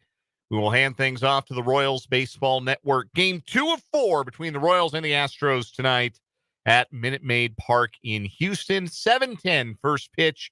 Right-hander Seth Lugo for the Royals. Left-hander Framber Valdez for the Astros as the Royals look to bounce back from consecutive seventh-inning meltdowns and weather the loss of RBI leader Vinnie Pasquantino. Broke his thumb in the 6-3 loss last night. Again, pregame at 6:30, first pitch at 7:10 here on 580 WIBW. We thank you for joining us on 580 FM 104.9, online at 580WIBW.com, and on our video stream, which you can catch on our YouTube channel, 580 Sports Talk, and our Facebook page, WIBW News. Dan Lucero, Brendan Dworzinski, Spencer Dupuis, the power trio with you, and I got their names right this time. Taking you home for the weekend. Again, we appreciate you hanging out here for this final hour. We're going to talk some Royals baseball, recap the football action from last night. KU's win over Lindenwood. Washburn fell to Emporia State. We'll have some thoughts on that as well. Your comments in the YouTube live chat. I always love to see those. You can also text us. Top email supply text line 785-272-9429. We're going to begin this hour with our 580 Sports Talk headlines. And Spencer, you did the grunt work here, so I'm going to let you tee up these Andy Reid cuts that we've got to play here. I'll play them out. Okay, I was about to say. Yeah, I've got you all ready to go there. Yeah, I'm ready to rock with the audio. You're just going to cue them up for us. We'll let you bat lead off today with the official roster moves that the Chiefs have made and what Andy Reid had to say about one of the new players. Yeah, so I didn't even know Andy Reid was speaking to the media. I thought the first media was just the next media was going to be the first media of game week next week on Tuesday. They kind of treat the Friday on a Thursday game week like this as the Monday. So I think that's why we had Andy Reid speaking today out at One Arrowhead Drive. My confusion in all this is that the Chiefs PR went and scheduled those lives on their YouTube, but didn't have one scheduled for today. I want to keep you on your toes. Yeah. So I happened to be on, I pulled up YouTube and I was like, oh, Andy Reid speaking. Let's tune in. So I tuned in and we did get official word. No Hollywood Brown for next Thursday. He didn't want to get into the specifics, but he said that he's not going to be on the field next Thursday night as expected. But he did speak on the new acquisitions and I guess reacquisition of one wide receiver. But we'll first with Samaje P. Ryan. He was asked how it kind of transpired and what he's going to add. Yeah, Samaje is the newest member. We all know what he did to us when he was at Cincinnati with that screenplay. But Samaje's done this over his career where he's been a phenomenal third down back, but he's also a good runner. And I think that you know that he's really a good person. I mean, that word has traveled around the National Football League on what kind of guy he is, a locker room guy, and so on. So we welcome that. But the opportunity to have a guy in here that can do the run game and the pass game, I think he's a good, well-rounded football player that's extremely intelligent. That is a great addition, Brett added to the team. And that move became official today when they waived Eric Scott, cornerback, who they actually took off waivers the other week. We talked about this with Matt Derrick earlier. Bailey Zappi, Nick Jones added the practice squad. Amani Bailey released from the practice squad. But a player they signed earlier this week before the 53-man roster cut down was Juju Smith-Schuster, and Andy Reid's happy to have him back. With Juju, we welcome Juju back with open arms. He's healthy and ready to go. His knee, he had the knee before, but we were able to manage that. We'll continue to manage it. He looks great right now, and he jumped right back in and had some good practice for us. So it's just a matter of him getting banged around a little bit and having not been in camp. So he'll get all that as the season goes. But it's good to have him back in the mix there for sure. So that is what Andy Reid had to say earlier today. regarding both Samaje Perine, who, again, I think is just such a natural fit, like a younger addition, and Matt Derrick confirmed this when we talked to him earlier today, a younger version of Jerick McKinnon. He does the Jerick McKinnon stuff. We wondered all offseason, who's going to do the Jerick McKinnon stuff? We didn't know if anybody was going to do the Jerick McKinnon stuff, which is weird because the Jerick McKinnon stuff has been sneaky important to what the Chiefs have accomplished over the last few years. I wouldn't even call it sneaky. I think it's been extremely important for what they've done. And you need a guy who's going to be in there to pass protect. And if you're down 7 and you have 2 minutes left and you're going to be no timeouts and you're going to throw, well, what would you rather have? A running back out there in Isaiah Pacheco, who is a really good player, but is not going to keep Patrick Mahomes especially safe from blitz pressure? Or would you rather have a guy in Samaje Perine who's been great at it his whole career? Like even beyond the other stuff, like even if you said, hey, his legs aren't there anymore, he's not going to be a screen game weapon, but he can pass protect, that still would have been the roster spot or worth the roster spot without question. Agreed. Yeah, I've really liked Perine since he came out of college and played for Washington back in the day. Yeah. Under Jay Gruden. Jay Gruden used to say, Samaje Perine. That's the best Jay Gruden I could do. It was subpar. Better than mine. He, of course, is also the record holder for most rushing yards in a single game in college football history. Hey, Brendan, who did he get that record against? I'm going to plead the fifth. All right. That's our first 580. I hate David Beatty so much, man. I hate him. I hate his guts. That's our first 580 Sports Talk headline. Our next headline, tragic news from the National Hockey League this morning, is 7-time NHL All-Star Johnny Gaudreau and his younger brother Matthew, who, like his older brother, also played college hockey at Boston College, were killed by a drunk driver late last night in a car-bike collision in New Jersey. Gaudreau had spent the last 2 seasons with the Columbus Blue Jackets. He and his brother were both in Oldmans Township, New Jersey, and this adds to the tragic element of this story. They were both in town to be a part of their sister's wedding. She was to get married today. And last night, the two brothers were out on a bike ride, and the driver, 43-year-old Sean Higgins, tried to pass an SUV on the right, and the SUV had moved over to make way for the cyclist. And Higgins, who is suspected of being under the influence of alcohol and has been charged with 2 counts of death by auto, along with reckless driving, possession of an open container, and consuming alcohol in a motor vehicle, collided with both Gaudreaus, who suffered fatal injuries and were pronounced dead at the scene. Gaudreau became a star in college. He won the Hobie Baker Award for the best college hockey player in America back in 2014. He appeared in 6 of his 7 All-Star games as a member of the Calgary Flames before being moved to Columbus and spending the last 2 seasons with the Blue Jackets. His wife has a 2-year-old and is currently pregnant with the second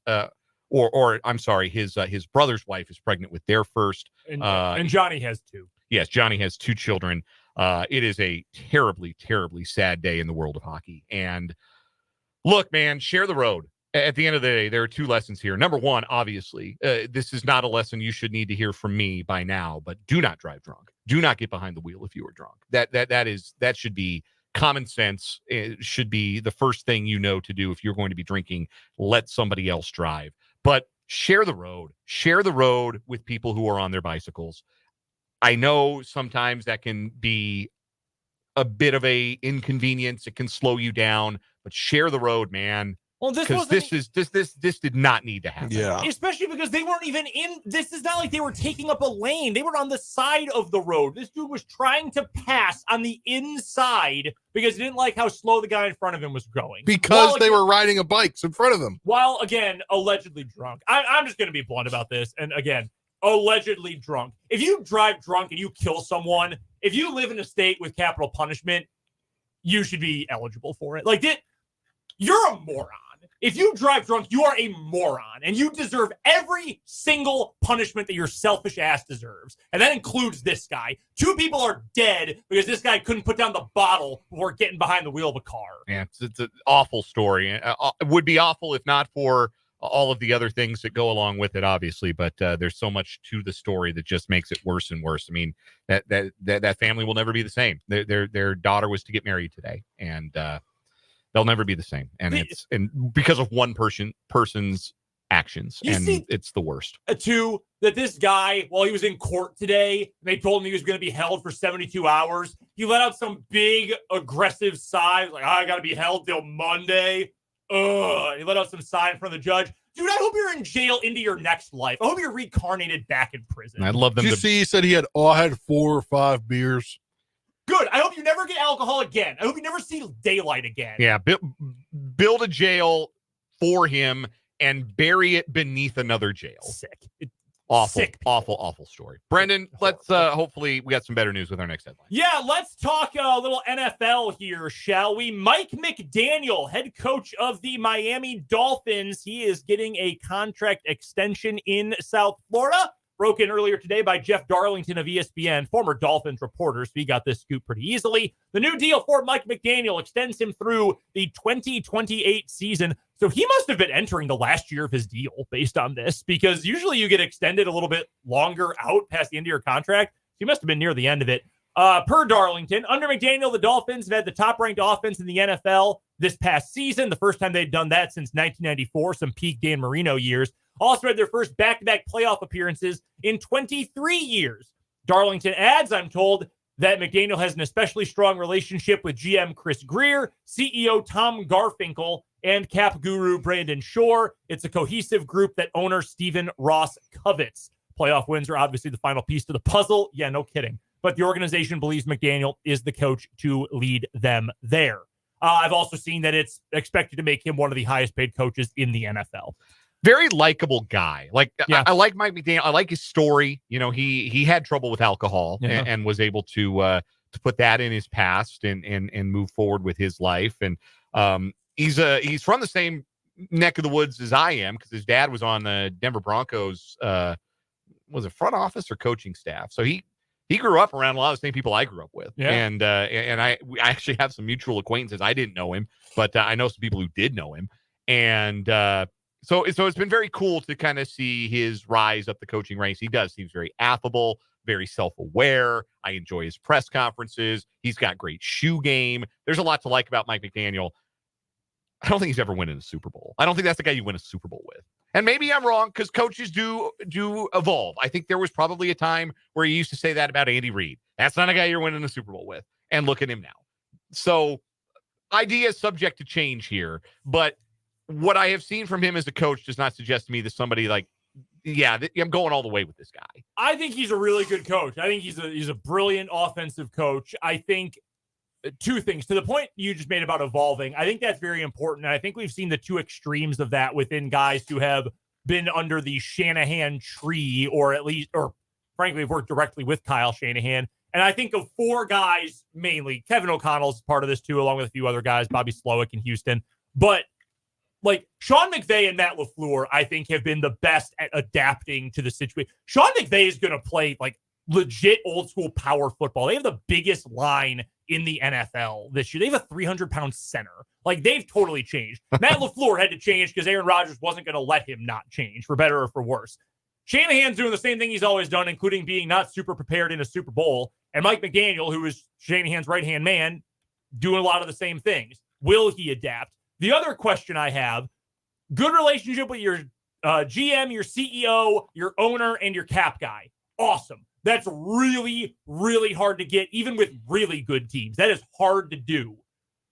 Are any of them going to evolve? Because it seems like they're all on the same page with how they want to build that team. Again, generally speaking, really good, but they just keep doubling down on it. They're the same. What is going to be different about them now or next year or the year after to 2028 from what they've been since McDaniel took over? I think they're learning the wrong lessons. I think they keep thinking we have to be better at what we do. We're going to do what we do. We just have to do it better. We have to have more speed. We have to have more weapons. No, that's not the problem. The problem is you get kicked in the teeth when it gets cold.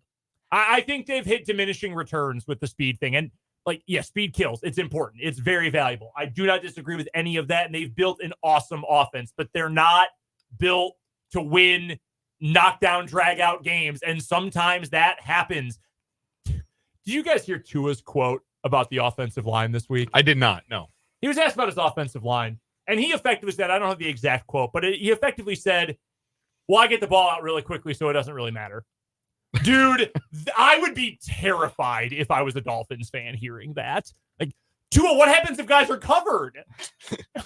Are you just going to turf it? Because if so, fine.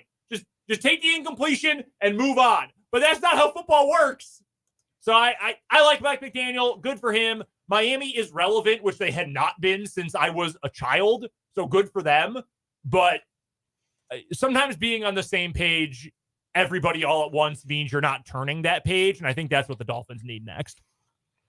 Yeah, like I said, I like Mike McDaniel. It's not personal. I think that I think I enjoy him as much as I enjoy any coach in the league, but I don't think they're progressing. I don't think that they are developing a plan B. I just think we just need to be even better at our plan A. And I don't think that's how things work in the National Football League. But again, he may have a long career ahead of him. And guys do have to change. Guys do have to learn. Andy Reid had to get better at managing the clock. And he did. Took a long time, but he did. And he had 3 Super Bowl rings to show for it. Maybe one day we're telling a similar story about Mike McDaniel. He's still very young in his coaching career, but he gets a contract extension today. And all the best to Miami. They're going to have to. I mean, unless the plan is, well, we're going to win 15 games, be the number 1 seed.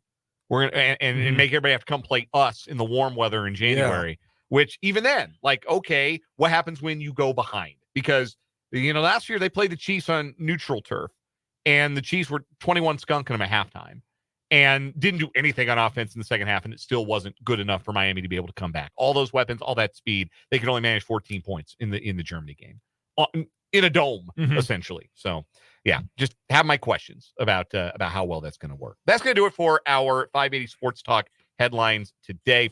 We're taking a short break. On the other side, KU won last night, dominated. There's not a ton to say about that game, but we'll get to it. Also, Washburn opened their season with a loss at Emporia State in the Turnpike tussle last night. Brennan was there and has some thoughts on the Ichabod's and the Hornets. Still got some Royals thoughts to get to, including an update on Lucas Erceg. It's a positive update for the Royals. Doesn't sound like he's going to need an injured list stint. We'll have that. We've got some Royals tickets to give away for Monday, Labor Day, an afternoon game against Cleveland at home. That's all coming up, so stay with us here in the Kansas Drive to Zero studio on 580 Sports Talk.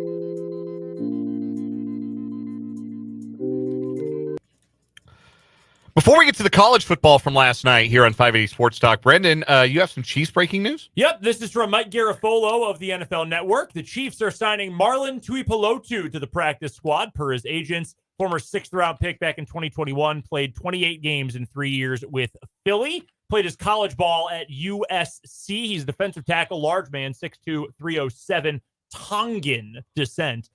So someone is going to get cut from the practice squad. I don't know who that will be, but it will be someone. Yeah, I kind of wonder, might be who's the third defensive tackle they've got right now? On the practice squad? Yeah, because they got Farrell and they got Dickerson and they got a third. Oh my gosh! If you'll give me one moment, I'll be able to tell you. Wait, from Florida State? What? You are thinking Truman Jones? No, he's from Harvard and he's an end. Oh, you're thinking of Fabian Lovett. Fabian Lovett, yes, From Florida State. yes. And that was a guy that he impressed early on in rookie camp because I remember Derrick talking about him. Yeah, I don't know if you can keep 4 defensive tackles on your practice squad unless they've got concerns about the long-term ability of that group and are just going to throw numbers at the problem. But then, I mean, do you dump? I don't know who you dump after that, to be honest with you. Baylor Cupp, the tight end, maybe? No, they like him. They like him, and obviously they value the tight end position enough to have 4 on the active just roster. thinking numbers issue. Yeah. Because they've got 4 on the active roster. Yeah, I don't know. Maybe wide receiver. Maybe you tell Nico Remigio to kick rocks. I don't know. So the rule about practice squad elevations is you can only do it so many times before you have to actually elevate a guy to the 53-man roster. You get 3. So three per player, right? Yes. Yeah. What if they're just going to go defensive tackle roulette Every week. every week, a different defensive tackle until they hit week 12? They could. No, I mean, for real, with then the rate at which injuries happen, you could do that and say, we're going to elevate Matt Dickerson for the first 3 weeks as a rotational practice squad elevation defensive tackle. At some point in those first 3 weeks, we're probably going to lose someone to an injury, and we will just activate him. And there we go. Or they're just hoping that at some point Omenihu comes back. Or Well, he is going to come back. Yeah. BJ Thompson comes back. I don't know what the prognosis is of a timeline for BJ Thompson. Well, both those guys are ends, though. Yeah. We're talking about defensive tackles. tackles. Yeah. So yeah, that just coming out. The Chiefs have added another defensive tackle to their practice squad. We do not yet know the corresponding move by the Chiefs. Last night, college football season got underway in the Sunflower State. And we'll start with the Jayhawks, who pounded on Lindenwood. 48-3 was the final score at Children's Mercy Park. They shot off a lot of fireworks last night. I was not expecting them any of the times that they were fired. Scared the bejesus out of me. Didn't enjoy that part of the game day experience at all. Well, especially because you were outdoors. Yes. The expanded press seating is actually in front of the indoor press box there at Children's Mercy. So sat outdoors, enjoyed. I like being outdoors. I like hearing the ambient noise, the noise of the game a little bit better. Also meant you heard the fireworks a lot louder. And boy, were they loud. Who are your seatmates? Our guy Jackson Schneider was not far from me. Huh? Sports director at KSAL. Yeah. We had him, and then I forgot the guy's name sitting to my left, but we didn't talk as much as Jackson and I did. Jackson and I go way back. So we both worked at the same stations at Colby. So yeah, I know Jackson real well. Anyway, KU wins 48-3, and look, it was never going to be real competitive. Lindenwood, not very good. We know this. They kicked a sad field goal. Week 1 sad field goal. They kicked a sad field goal, which was of significance to folks who got KU at like minus 45 or 46.5. Yeah, it was, I think, 45.5 before it jumped to 49.5.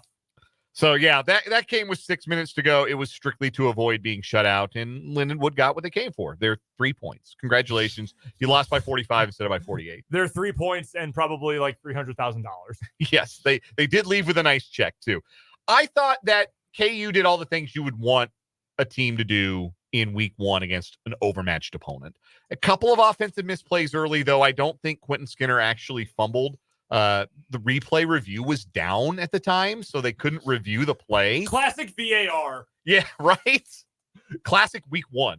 Classic week 1. The broadcast was having issues. Yeah, it was week 1 for everybody with a camera and a monitor last night at Children's Mercy Park.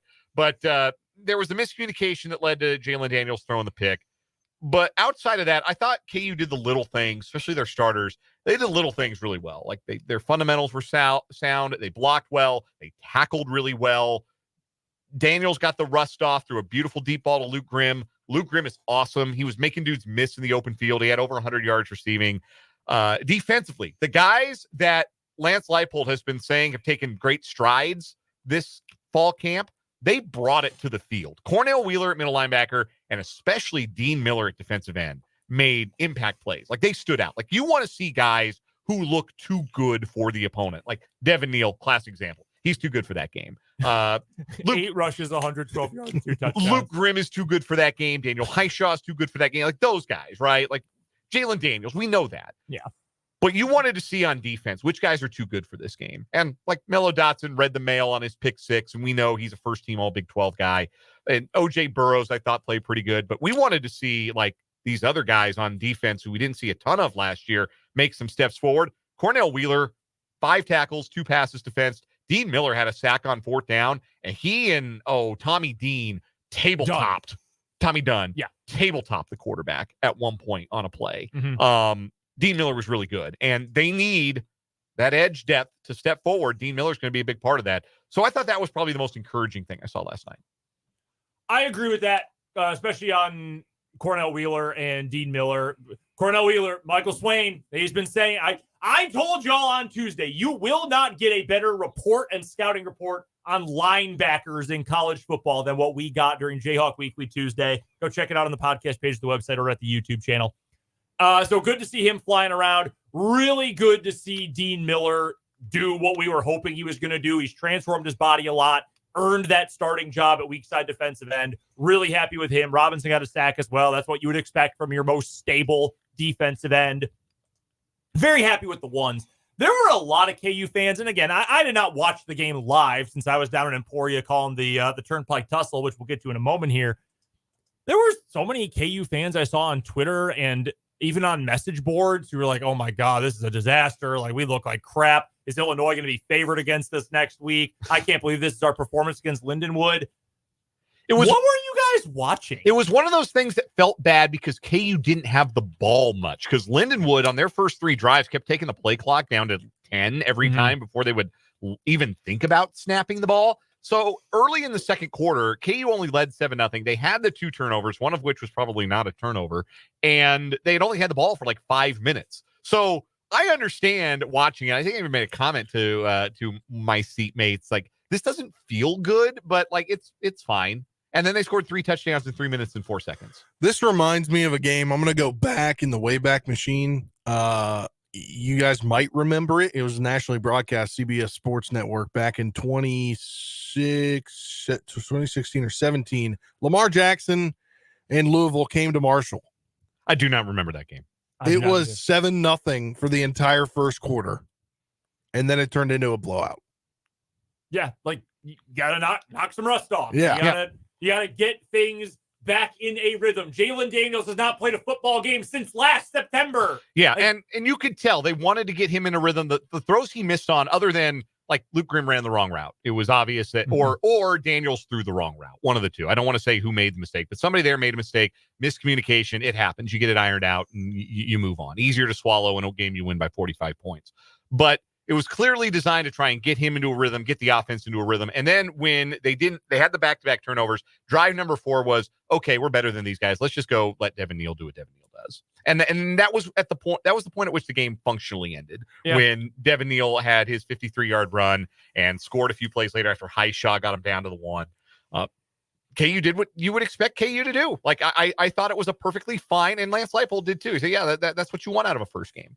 By the way, for what it's worth, Devin Neal needs, assuming KU goes to a bowl and he plays every game, needs to average 54.4 yards per game the rest of the season to break the KU all-time record, and needs 7 touchdowns. It's going to happen. I wish they had just let him run all day yesterday, but I get why Lance Leipold did not do that. So yeah, I think the attention to detail for the second and third string defense left a lot to be desired. Really, my same complaint I had with the Chiefs. Like, hey, guys, fighting for roster spots, like, make a tackle, but pay a little better attention out there, because this KU team is better than needing to win on the margins to get to respectability or a bowl game at this point. Bowl games are the expectation now for KU. but we're talking about trying to make it to the Big 12 championship game. We're talking about a team that's trying to make it to maybe the college football playoff. You might be tasked with coming in and making a play at some point to help the team reach that goal. You got to tackle better than that. So that was not super thrilling late in the game, but grand scheme of things, you dominated against a team that was way overmatched. I've got very little beef with it. Also, real quick, I know I mentioned this yesterday when we were previewing the KU season. Luke Grimm is going to catch so many passes. He is going to put up bananas numbers. He looked like a beast last night. I've been telling you all for years. We love him. This is that dude. This is a pro Luke Grimm radio program. He is so good. He's such a good route runner. He's got great hands. He's first one of the season. He's got sneaky speed. Like he is that good. Because you think of him as a slot guy, but he is certainly more than that. We saw that in the Liberty Bowl a couple years ago. Yeah. He's that good, and he is Daniel's guy. Just like Lawrence Arnold was Jason Bean's guy. When Bean needed to complete something, it's 4th and 10. We got to get the ball to someone. We're going to Lawrence Arnold. I'm going to find number 2, and I'm going to get him the ball. That's Luke Grimm for Jalen Daniels. And I think Luke Grimm is the best receiver on this team. And Jalen Daniels is obviously an elite college football quarterback when he's out there. He is going to put up, well, both of them are, but Luke Grimm is going to put up insane numbers this year. I really believe that. We'll learn a lot more about KU and Champaign coming up in 2 Saturdays when they play their first road game of the season. But in the meantime, check out our recap, my recap from the press box from last night's KU game. It's up on our website, 580wibw.com. Our instant reaction video as well is on our YouTube channel, 580 Sports Talk. Washburn falls to Emporia State 30-14 in the Turnpike Tussle to open their season last night. Brendan, final score does not really do justice how close this game was for 3 quarters. Emporia State kind of pulled away at the end. It was some offensive struggles for Washburn that allowed Emporia State to kind of just wear down the Washburn defense, who put up a valiant showing for those first 3 frames. Yeah, huge props to the defense and co-defensive coordinators, Zach Watkins and Brock Luke. I mean, they did a great job with their guys. The red zone defense was just awesome in the game, including an interception to end the second quarter that thwarted a threat from Emporia State. I was so impressed by the defense, especially the linebackers. LJ Minner, I thought, was great. Mason Capper had a good game as well, among others. CJ Callahan, too, was really good. The defensive backfield was awesome. But the offense could not find a rhythm. And it's not really the fault of the quarterbacks. The numbers didn't end up looking pretty. The Ichabods had to go with a rotation. Our guy Keller Herlaw rotating with Hayden Clark because Sam Van Dyne was injured. And we found out before the game he would not be able to go. There are some reports out there about what the injury is. All we know for certain is it's a lower body injury, and he has a brace on one of his legs that kept him out of the game yesterday. He was also on crutches during pregame. So without Sam Van Dyne, who we know was a dang good quarterback, that forced 2 guys who have played very limited football in their college careers in there. And I give him credit, and I give Keller Herla credit because we know he's smart. We know he's a good athlete and a good quarterback. I thought in the first half he really managed the offense well. Emporia State, though, second half got so much pressure on both him and Clark in the backfield. Offense never really got in a rhythm. And then you start falling behind. Your defense is put in some bad spots. You have to gamble a little bit more to try to make big plays. Things got out of hand. You're 100% right, Dan. The final score does not indicate how well Washburn's defense played in that game. And got a week off here. Do not play this weekend, obviously. Will not play next weekend. It's the bye. Then you get Colorado Mines. You go from the number 3 offense in the country last year to the number 2 offense in the country last year. The team that played for a national championship finished as the national runners-up. It's going to be tough. There's no doubt about that. I'm super, super encouraged by what we saw from the defense, though. Jordan Finney, oh my gosh, he was incredible. Had that interception. He was flying all over the place. Got flagged for targeting at one point. Thankfully overturned. It would have been an egregious penalty. I might have walked on the field to complain about it, honestly. He was great. Jaquez White had an awesome day. So did Braylon Alexander. So really impressed by them. Hopeful for this game against Colorado Mines. But this is a big opportunity for the offense. Craig Sherry told our Trenton Craxner after the game, it'll be a 2 quarterback rotation again in that game. They'll have some time to both get some reps with the ones during practice. No Sam Van Dyne next time out against Mines in all likelihood. So it'll be a rotation between those 2. They'll go with the hot hand in the second half. And hopefully some more first-team reps for those guys during the next week and a half of practice will help them get ready for what should be a tough test coming up on September 14th.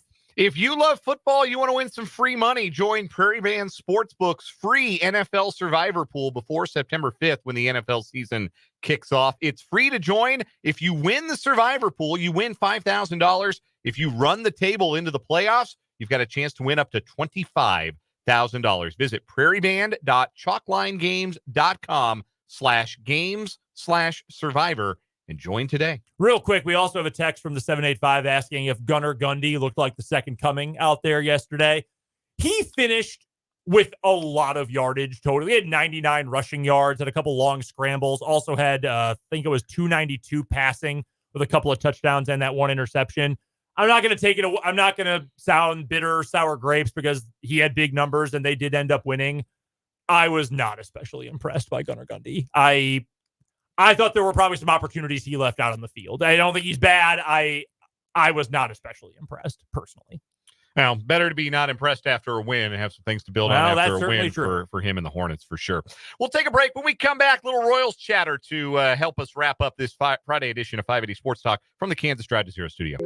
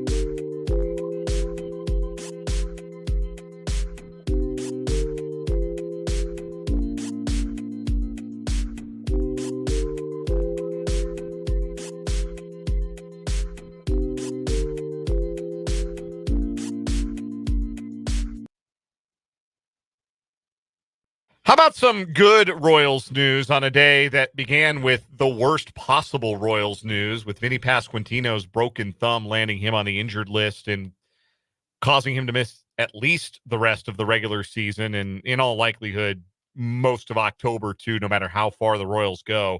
Lucas Erceg is day-to-day with a hand injury. Remember, if you saw the play, he tried to barehand a one-hopper. And look, I know it's very easy to sit behind a computer screen or sit above your phone and say, he's got to be smarter than that. He's got to let the ball go. He's got to play it with his glove.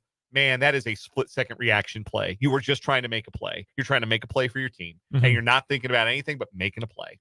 And sometimes it happens, and it's awful, awful. And Joel Goldberg tweeted about an hour ago that Erceg was most upset, not about his injury, obviously, but about the injury to Pasquantino, but that his teammates, including Vinny, have all supported and consoled him in the last 24 hours. I wouldn't expect to see Erceg on the mound tonight. Hopefully he's available for Saturday and Sunday should the Royals need to call upon him. But at the very least, there will not be twin injury stints for the RBI leader and the best relief pitcher on the Royals because of something that happened on the same play. So that is at least some good news as far as Lucas Erceg goes. Regarding Pasquantino, in his place, the Royals have called up Nick Lofton from AAA Omaha, and he is in the lineup DHing tonight. The lineup again looks like this. Michael Garcia at second base, Bobby Witt Jr. at short. Salvador Perez moves up from cleanup to third in the order, and he will play first base tonight. Paul DeYoung will hit cleanup and play third base. Freddie Fermin in the lineup at catcher. He'll bat fifth. Nick Lofton DHing, batting sixth. Dairon Blanco in left field hits seventh. Garrett Hampson in center field batting eighth. And Tyler Gentry in right field batting ninth. And if you knew nothing about the pitching matchup tonight, you would hear that lineup and think, oh, the Astros must be throwing a left-hander. And they are. It's Framber Valdez.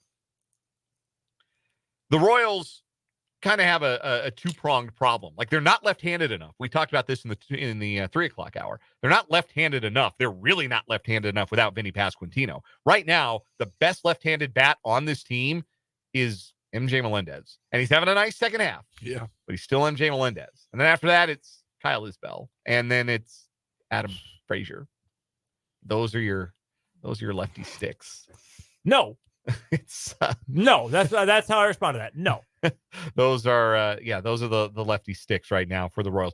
But the flip side of it is when they play left-handed pitching, they run out too many guys who can't hit. Like Dairon Blanco, Garrett Hampson, and Tyler Gentry in the outfield tonight, and Nick Lofton DHing ahead of him. You know what that part of the lineup looks like to me? 0 for 13 with 7 strikeouts is what it looks like to me. That's putting a lot on Bobby Witt Jr. and Salvador Perez. We've talked about it all year, right? The Royals have a formula. The starter goes deep and the big dogs eat. Well, you're down a big dog. One of your 3 big dogs is down. So now you need the other 2, Bobby Witt Jr. and Salvador Perez, to really crank it up. Like if Bobby Witt Jr. could duplicate his July in September, that'd be fabulous. He'd go ahead and just have one of the greatest months any major leaguer has ever had again. That would be sweet. What if he single-handedly leads them into the playoffs? And I would put it past series him. Win. I wouldn't put it past him. Yeah. It'd be awesome. There's nothing I would put past Bobby Witt Jr. at this point. But that is what the lineup looks like tonight. Royals see a lot of left-handers the next 3 days in Houston. Yusei Kikuchi tomorrow, left-hander. Ronel Blanco Sunday, also a lefty. Royals have Lugo tonight. Cole Reagans tomorrow. To be determined on Sunday, that's going to be Alec Marsh. Royals really need a good Seth Lugo start tonight. They could use, even if there had been no injury catastrophe last night, just the way the game ended, the way the last 2 games have ended, the Royals went from 9 outs from first place to we lost our RBI guy and our best reliever is also hurt in a 36-hour stretch. That's tough. They need something to feel good about tonight. They need it to come from Seth Lugo, who's been rock steady all season long, but not the pitcher in the second half that he was in the first half. That much is plain. They got to get some length, and they got to get some quality from him tonight, and it would really behoove the Royals to try and jump out to an early lead because they've been playing from behind a lot lately, too. Yeah, and that's not a place you ever want to be, and it's a place you want to be even less when you don't have your power-hitting left-handed first baseman and usual number 3 hitter available in the lineup. This is not going to be an easy stretch. We already knew this particular stretch was not going to be easy. You end the year without Vinnie Pasquantino, who I just feel awful for, man. He's been playing so well as of late. The Royals have been so healthy for the most part this season.